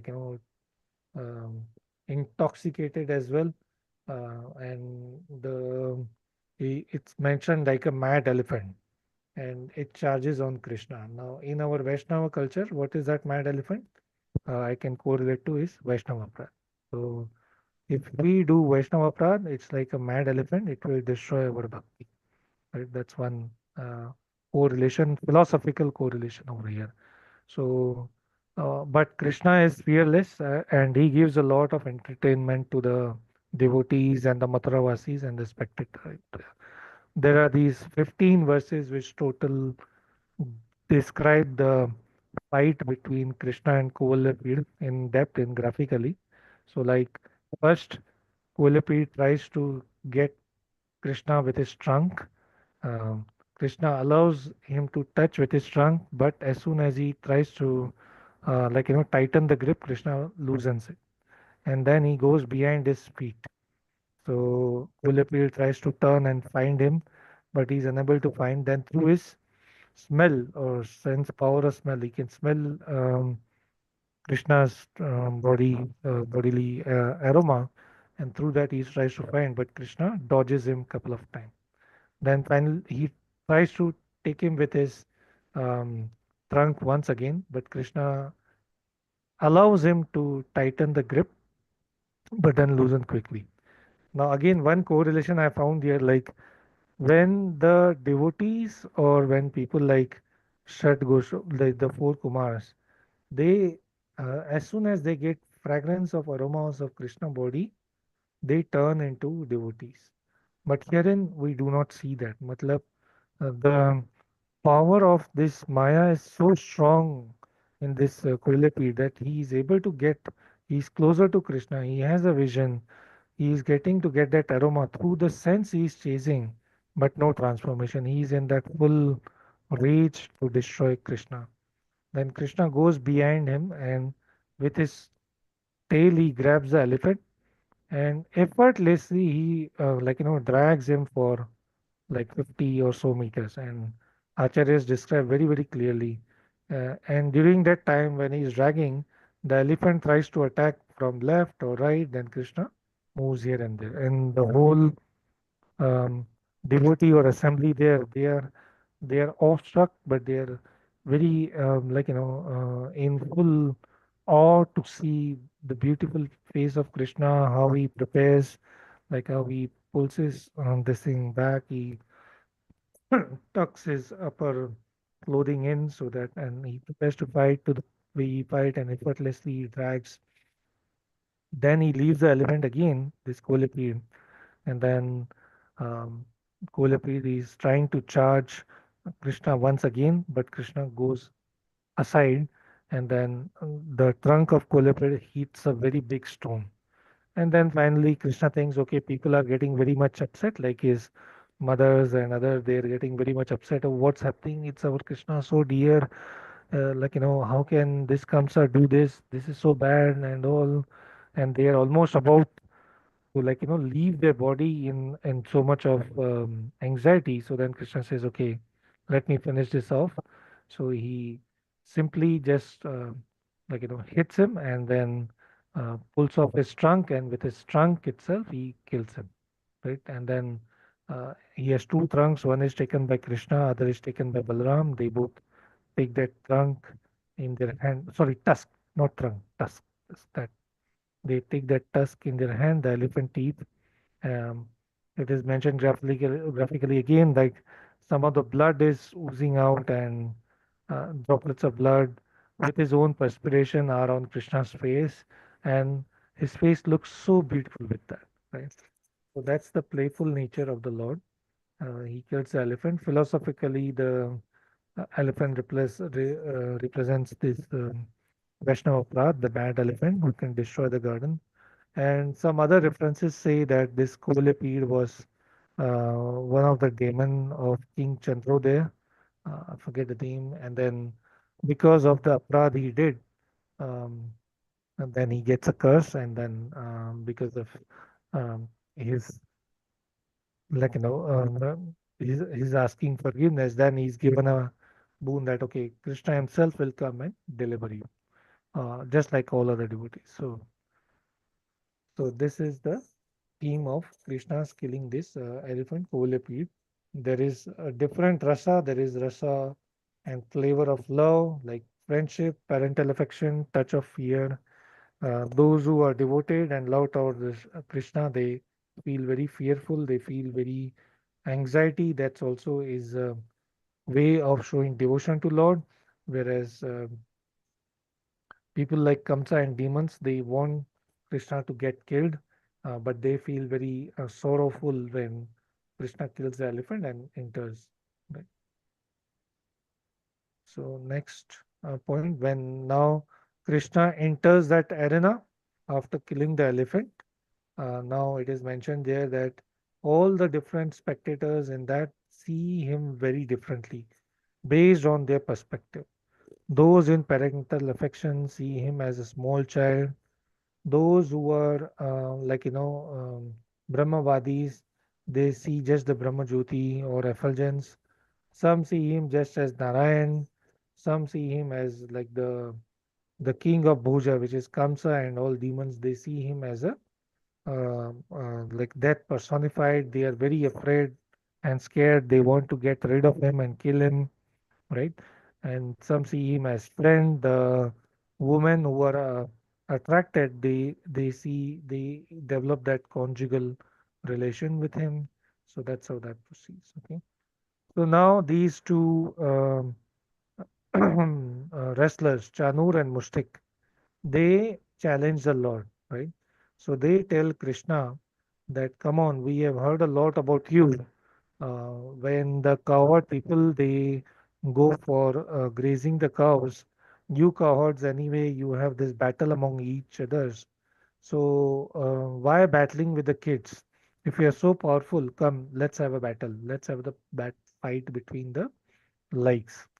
But Krishna first he tries to deny, and he says that the battle should be only between the equal. You are such a powerful and experienced wrestler, and we are just kids.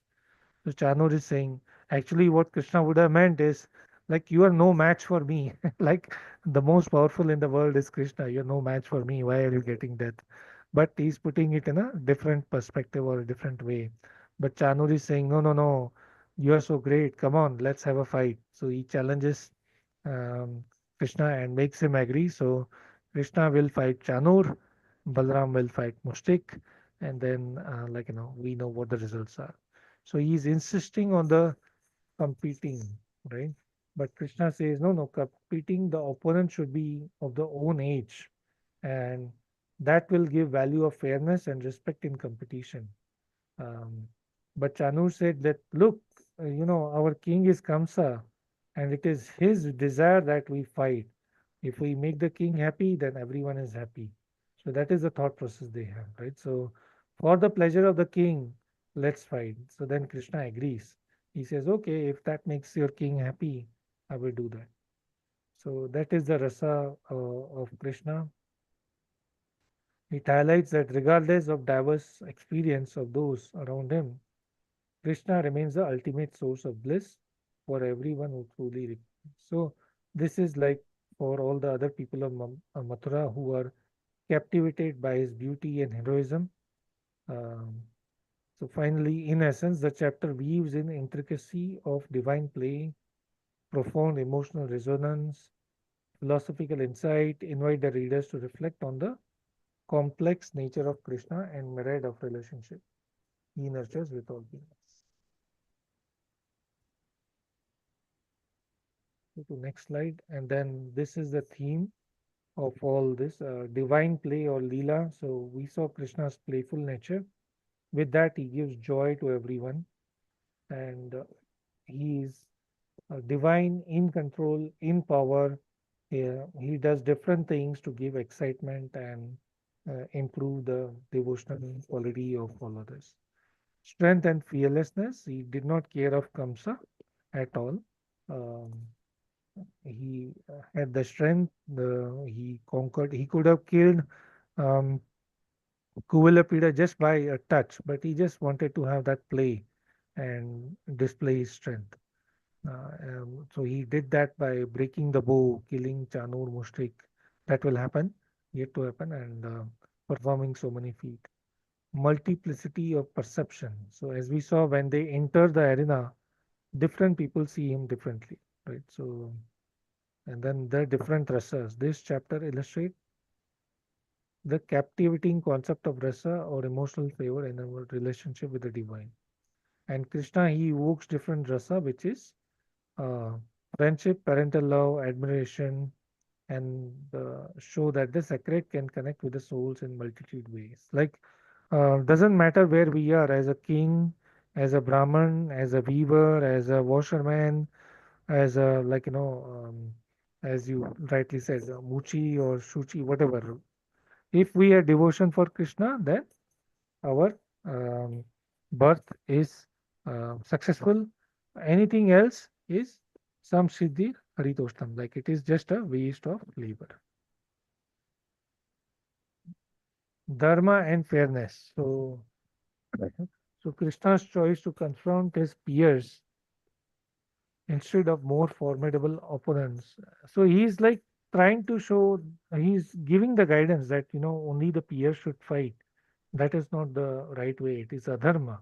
But then because they force him, he does that. And also in interaction with Akrur, when Akrur is calling him, then he says, no, let me finish my dharma first, then I will come to you. So he's always uh, like, righteousness or fairness, he always protects, right?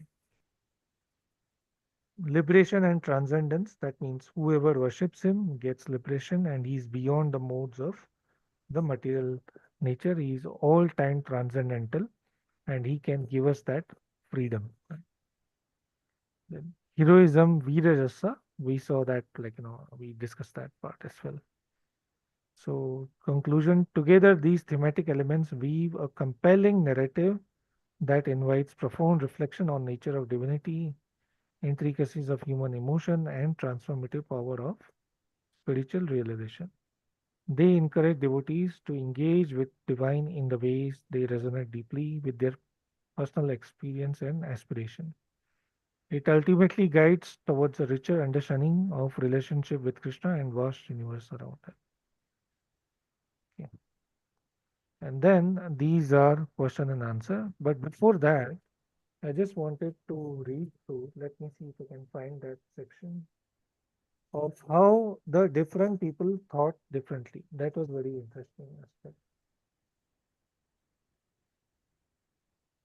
Please give me a moment to find that.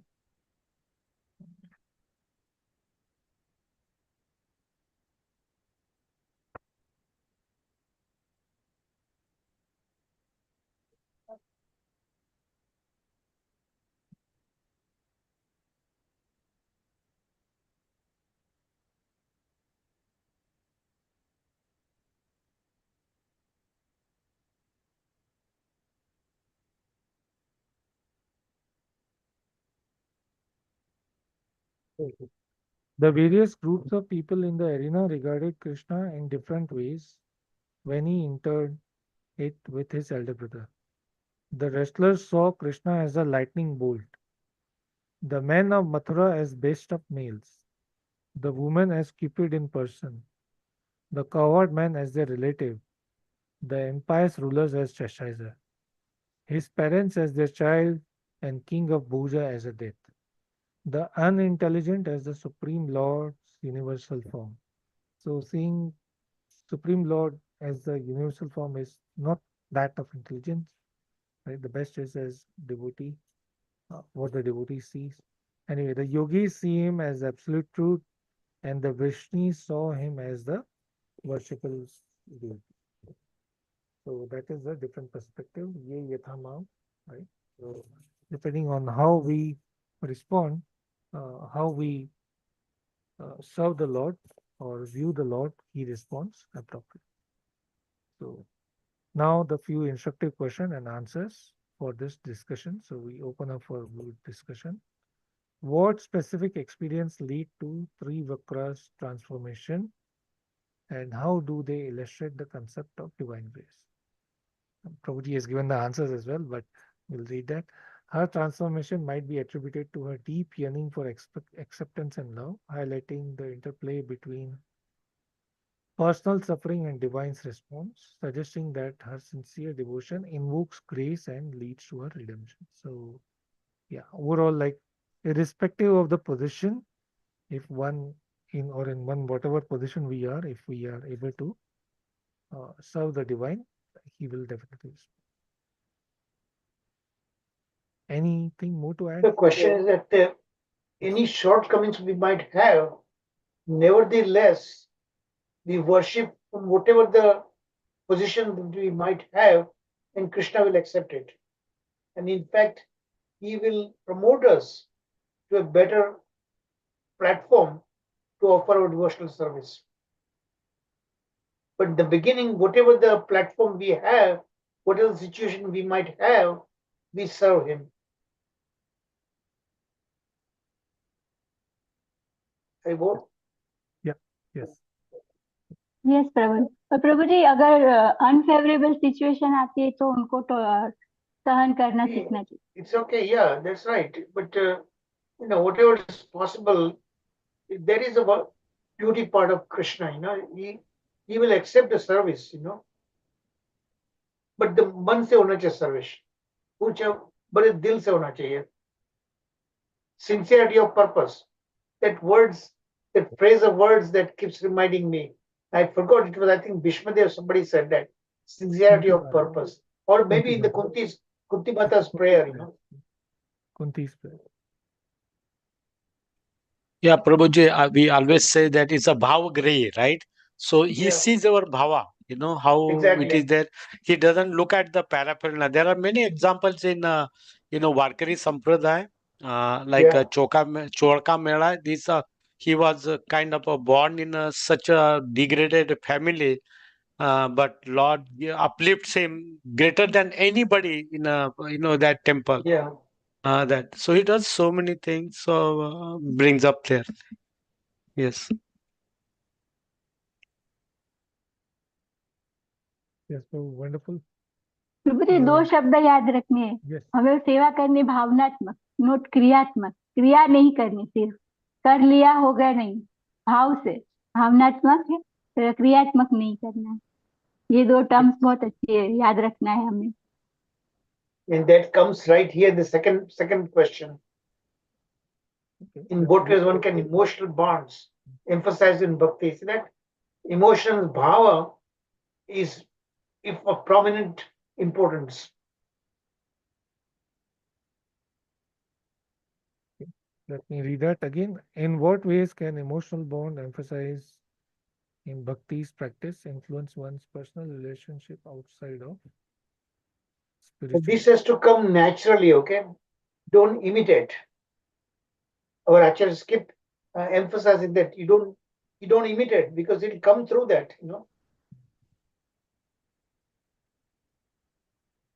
अगर प्रभु जी imitate करते तो वो भाव रहेगा भी नहीं और हमारी नहीं। भक्ति भी नहीं बढ़ेगी, है ना प्रभु जी? और भगवान के सामने क्या हम इमिटेट कर सकते हैं? वो वही तो हमें तो। जानते हैं ना. हाँ, We can make fools of the people, but we cannot fool the Lord, you know. He knows. yes.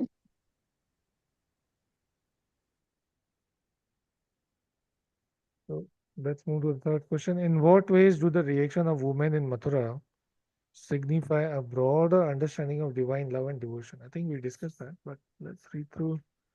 The themes of fear and faith may be reconciled by examining the idea that while individuals may not control external outcome, they possess an agency over their responses to fear, which can ultimately shape their experiences and choices in life, suggesting a complex See, relationship between destiny and personality. I would have cut down this in several sentences. It's a long compound sentence, sometimes difficult to keep track with what is saying, you know. Yeah, you lose that. Yeah. I would cut down 3-4 sentences in that. Well, I mean, the way I would read what we learn from the devotion of women of Mathura, perfecting what Mataji said, that they had been hearing of the Lord. The moment they saw, they forgot everything.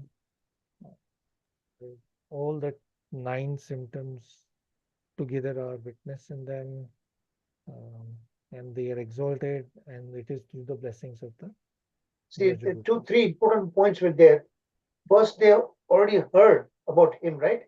That's called Purva Raga. Purva Raga means they never met him, but they heard so much about him, so that curiosity to know him was there. And then when they actually saw him and his charm, his smile, and so on like that, and his sweetness, that percolated through that, you know, and they immediately recognized that. And they reciprocated in their own way. Excitement. Yeah, Prabhuji, this also resonate like we see here Mathura's women of Mathura. We see the ladies of Hastinapur, right? When Krishna was Exactly. living, so they heard how they praised them. Then you come to the Brahmana Patnis. They also heard through the vendors going to them. Exactly. Yeah. So Purva Raga, the way you put it, it really coins that. So there is some perception, some understanding. They have something in a meditation on the Lord, right? Thinking about Him, Yeah. and Yeah. when personally opportunity comes to them, they really present themselves, right, wholeheartedly. Exactly. Yeah.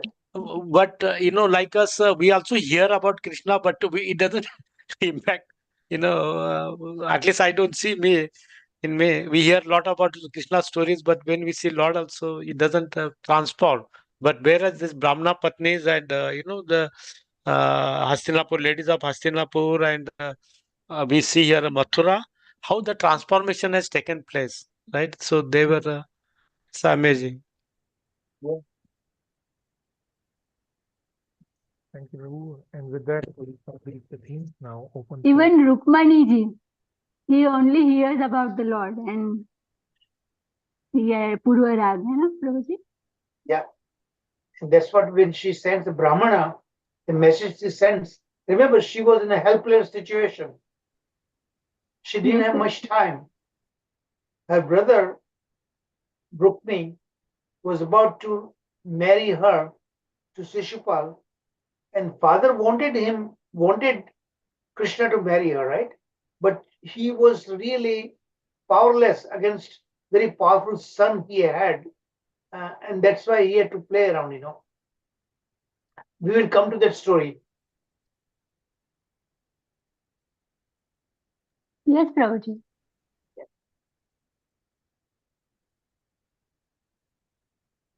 Okay, so thank you all, and thank you, Prabhu. Completed this lesson. Now open for discussion. Thank you, Prabhuji. Wonderful presentation. Beautiful. all these slides. So, Chan Prabhuji, just a question that fear and fate, right? That last that comes. Can you little bit of elaborate on that? Fear on one side and fate, right? How to reconcile that and you know? Yeah, see, that was the what Kamsa's situation. First, let me give the opportunity to Sanjeev Prabhu to explain before I do that. I don't want to preempt his talk, you know. Please The go. Kamsa's situation. He was in fear, right? But he also knew about the Akashvani, right? That his fate, that Devaki's Ashtam Garbha is going to kill him. So that fear was already there. Okay. And all the situations is taking place now, you know, one by one. And he saw the heroic activities of Krishna and Balarama. So, and that's the psychological meltdown he experienced. Actually, chess players, you know, the important tournaments comes, they play a lot of tactical games, you know, to break the psychology of your opponent. They do that all the time. But here, Krishna didn't need to do that, you know. He just, it was all predestined. And Krishna waited that long just to build up that. Krishna doesn't kill people just like that quickly enough. Ravana, look at Hiranyakashipu, so much terror they do that, terrorize the whole population and everything. Then Krishna comes. Yeah, Prabhuji, that also makes sense, right? How just now Prabhuji was explaining how Krishna and Balaraman defied. You know, that's what you were, you know, Yes. all along, like how he entered, instead of going directly, he went through all the, you know, all the places and all that. Whereas Nanda Baba and other people, they really went to sitting in that already place. Yeah. So he was defying, maybe as you say, Yes, psychologically, yes. he's building, he's building up. Fear was building up, you know. He was I building up remember, fear. and Kamsa was very powerful himself, but Yeah. psychologically he was so down. Remember, he defeated all these powerful demons that Yeah. he sent. He himself defeated them, very powerful, you know. Kamsa was that powerful. But the psychology was building up, and that the morale was completely breaking down, you know. Yeah.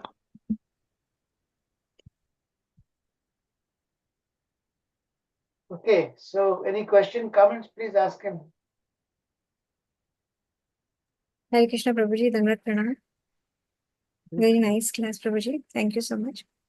So, Prabhuji, my question was like, he did not, Kamsa never really surrendered, but like hypothetically thinking, had he surrendered at the last moment, would Lord have forgiven him because he had already committed so many crimes? Krishna is so compassionate also, like he's Yeah, if he had surrendered, Krishna would have spared his life. But he had so many sinful activities he had done. And remember who he was in the previous life? Kalanemi, right? Kalanemi, his name was there in the previous life. And same way, all these demons, look at that. Ravana, Hiranyakashipu, Hiranyaksha, they terrorize the population for so many years and years. And Krishna didn't come that quickly. In today's world also, look at the good people suffer all the time. And bad people seem to be enjoying all the time because of their previous good karmas. Krishna wanted to give them a free, like वो जो रस्से से बांध के रखते हैं, you know, and then leave some space, you know. So they move around within that area, and that's it. You know? And they exhaust all the good karmas in their previous life. So, Prabhuji, had he suppose if he suppose Lord had forgiven him even because he surrendered, wouldn't it have been unjust to? No, not really, because you still have to pay what you've done, and if you really repent remorsefully, then Krishna will. But the remorseness should come there, that you're really sorry that what you did, that must come to the heart. Yeah, but Because Prabhuji also. you have to pay back your karmas. Yeah. Hmm. And that remorse doesn't come easily, especially when you're very hard-hearted. It And doesn't come particularly when easily. the power hungry, power, money, everything is there, then these things don't. Look at Ravana. He was so proud. He was not afraid of anybody. And Lord Ramachandra, he said he's just a human. It's very easy to kill him. He never gave any seriousness. In spite of seeing what Ramachandra did, he crossed the whole ocean. No ordinary people can do that, right? He should have realized all these things. But he completely disregarded that. Prabhuji, even Mandodari told so many times, Yes, so many. Yes. give up this, give up, magar nahi. Mandodarika Satitva chastity was also protecting him. Kitni baar Mandodari told him that better you return Sita ji. This is not a good thing you did. All these things, Hiranyakashipu, how proud and how arrogant he was there. And he was terrorizing his own son, Prahlad. And Lord cannot tolerate that. Particularly his devotee. Prahlad was his devotee. His only crime that he was a devotee of the Lord Vishnu. And Hiranyakashipu could not tolerate that. He considered Lord Vishnu as his enemy. Look at Duryodhana. How arrogant he was. When Krishna himself came for a conflict resolution, Yeah. that, okay, Pandavas will be satisfied just to give them 5 5 villages. villages. Yeah. And that person, I would what the speaking of 5 villages, वो तो बात दूर के रही, मैं उसको सुई की तरह डाल जो उसमें उतनी जगह भी नहीं दूंगा. He was that arrogant. So Krishna gave a full kind of latitude before he comes and kills them, or have them killed. Jarasandha. 17 times he attacked Mathura city, right? 17 times he was defeated, and he was humiliated, captured. Balramji was about to kill him, and Krishna said, no, let him go. And that was a humiliation. He considered himself so powerful. So, kitni stories hai, sab mein se kuch seekhna hai hame. We have to learn that. Yeah, Prabhuji, in that also. Yeah. When you get power, you become successful. Don't get that success go in your head. Krishna can give and can take it away any moment. So nothing of our own. We think that is our smartness, our intelligence, that we have earned everything. But he can take it away any minute. Arjuna was his greatest devotee, right? His Gandiva was very useful. But when the Mahabharata war was over, Yeah, gone. those weapon was totally ineffective. Then Arjuna had to give it up, that weapon also, right? He was defeated. He was a Maharathi. 10,000 people he could single-handedly defeat.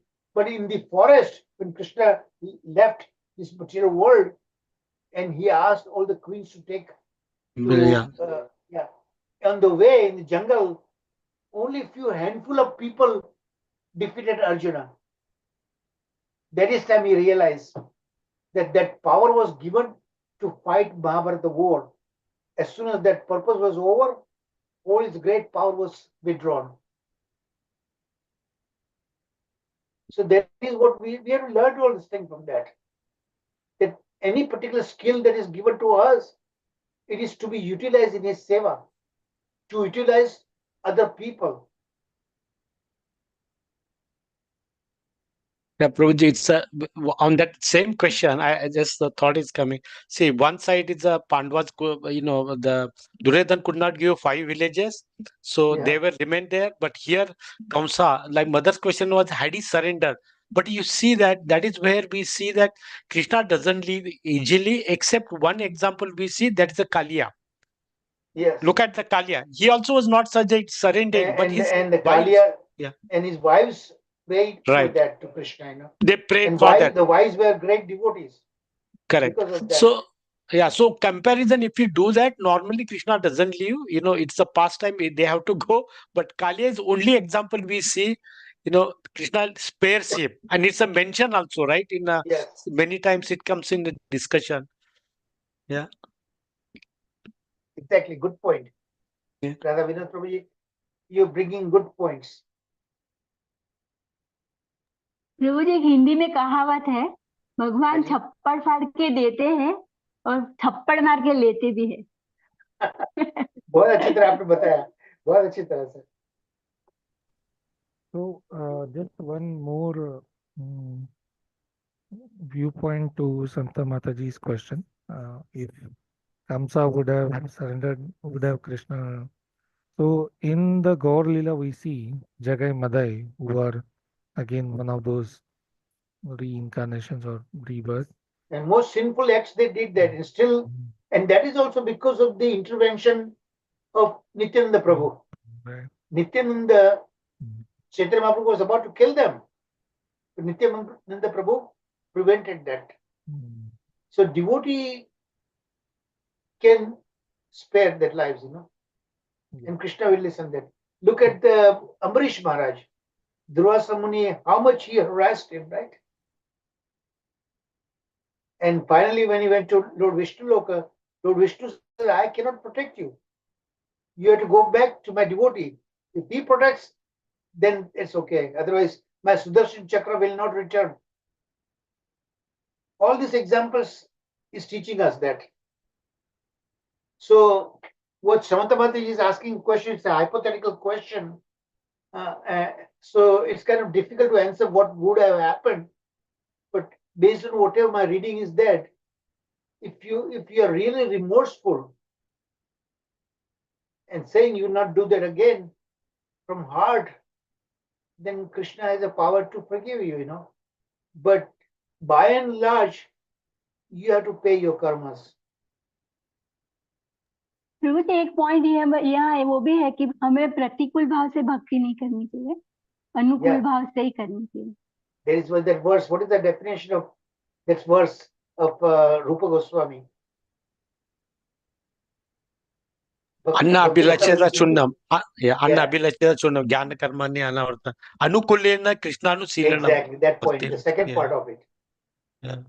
So, in that, like just adding that dimension, had Kamsa been remorseful, as you said, had he taken guidance from some devotee, then Krishna would have definitely put him on the path as a devotee and forgive him. That's my understanding. But Krishna knows the psychology of everybody. Look at when But before he the war doesn't started. interfere with the free will, right? So that's Before the war started, Duryodhan and Arjuna both went, right, to Krishna to ask for his help, right? And Duryodhana was going to ask first. Krishna said, no, you are elderly.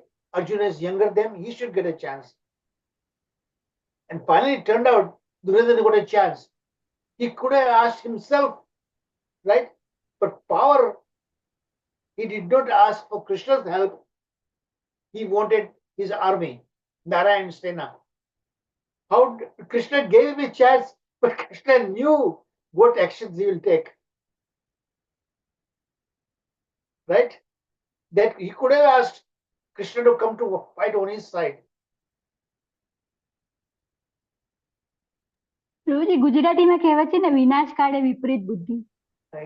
Power, satta, power, money, everything going good and prematurely.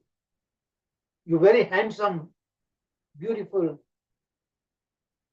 high knowledge. There are 3-4 things are mentioned in that. these things you have to be very careful. High birth, good look, everything is going great for you. In that kind of situation, most people, this thing goes in the head. Humility does not come that way, you know. Only when you come to Bhakti platform, then you realize anything and everything I have is nothing of my own. It was given to me to help people, and through people, devotees, through devotees to the Lord. That realization must come, and then he would give plenty of things. Dhruva Maharaj, right? Dhruva Maharaj, why did he surrender? Why did he give that, right? He was insulted by his stepmother, and he wanted a kingdom greater than his grandfather, Lord Brahma. But when he realized, when Lord Vishnu put his lotus arm on his head, all the knowledge immediately, fraction of a second, he got. And he realized that I came for a piece of rock, and what did I get? So he didn't want to accept anything. And yet, Lord gave him the kingdom of that Dhruva Loka. He enjoyed full. So Lord can give a lot of, money and power and everything, only when you can digest it. Prahlad Maharaj. Prahlad Maharaj said, don't tempt me. Don't tempt me. I don't want. And yet, Lord gave him a long ruling that happened. Remember? All these stories that we heard in previous 9 cantos, different incarnations of the Lord, all these different pastimes are teaching us to the ultimate culmination who Krishna really is. In 10th canto, we get to know what kind of nature, what particular values, characteristics of Krishna is there, and how we interact with different class of devotees, that we get to learn. His Swabhava, Krishna, what he is, that we get to know him in his 10th canto. Okay, time is still we have plenty of time actually. Anybody else? The rest of you, please. Prabhu ji missing the Sharad Prabhu जो है ना, वो अच्छे से story कहते कोई. Yeah, we missed him, right? Yes, very much. He is like, I call him this encyclopedia, walking encyclopedia. Because he reads a lot.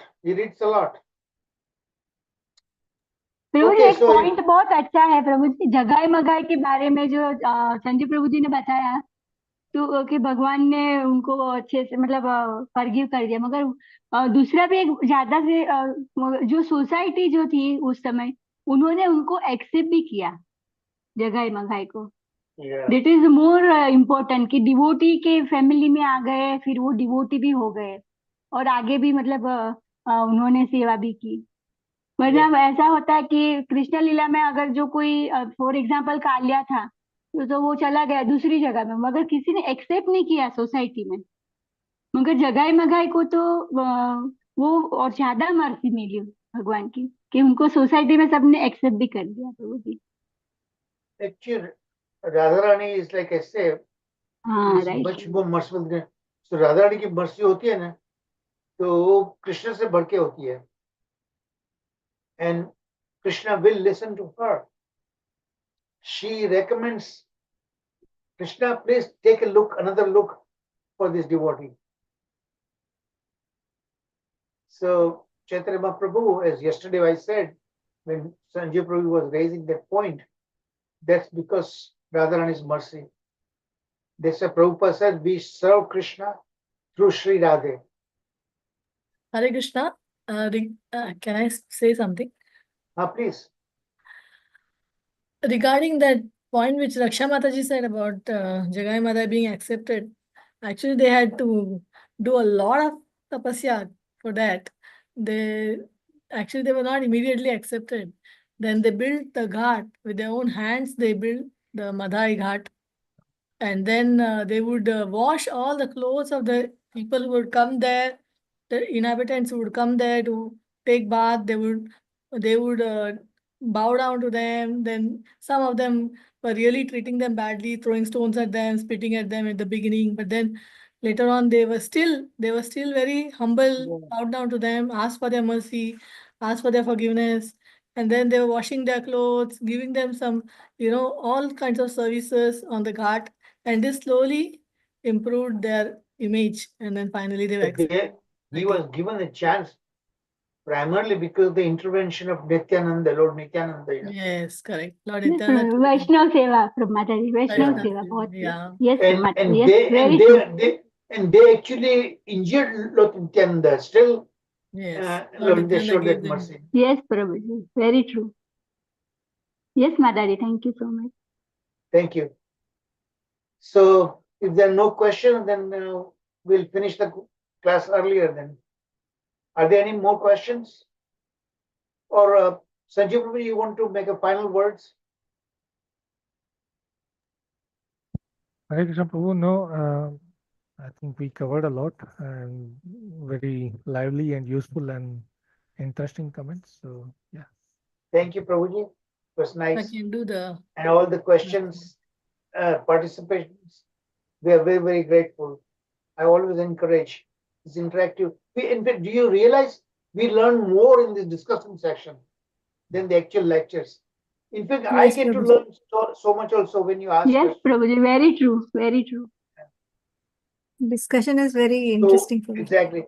And we absorb the essence of the day's lecture, that is what I find that's a very great thing that we have done, developed.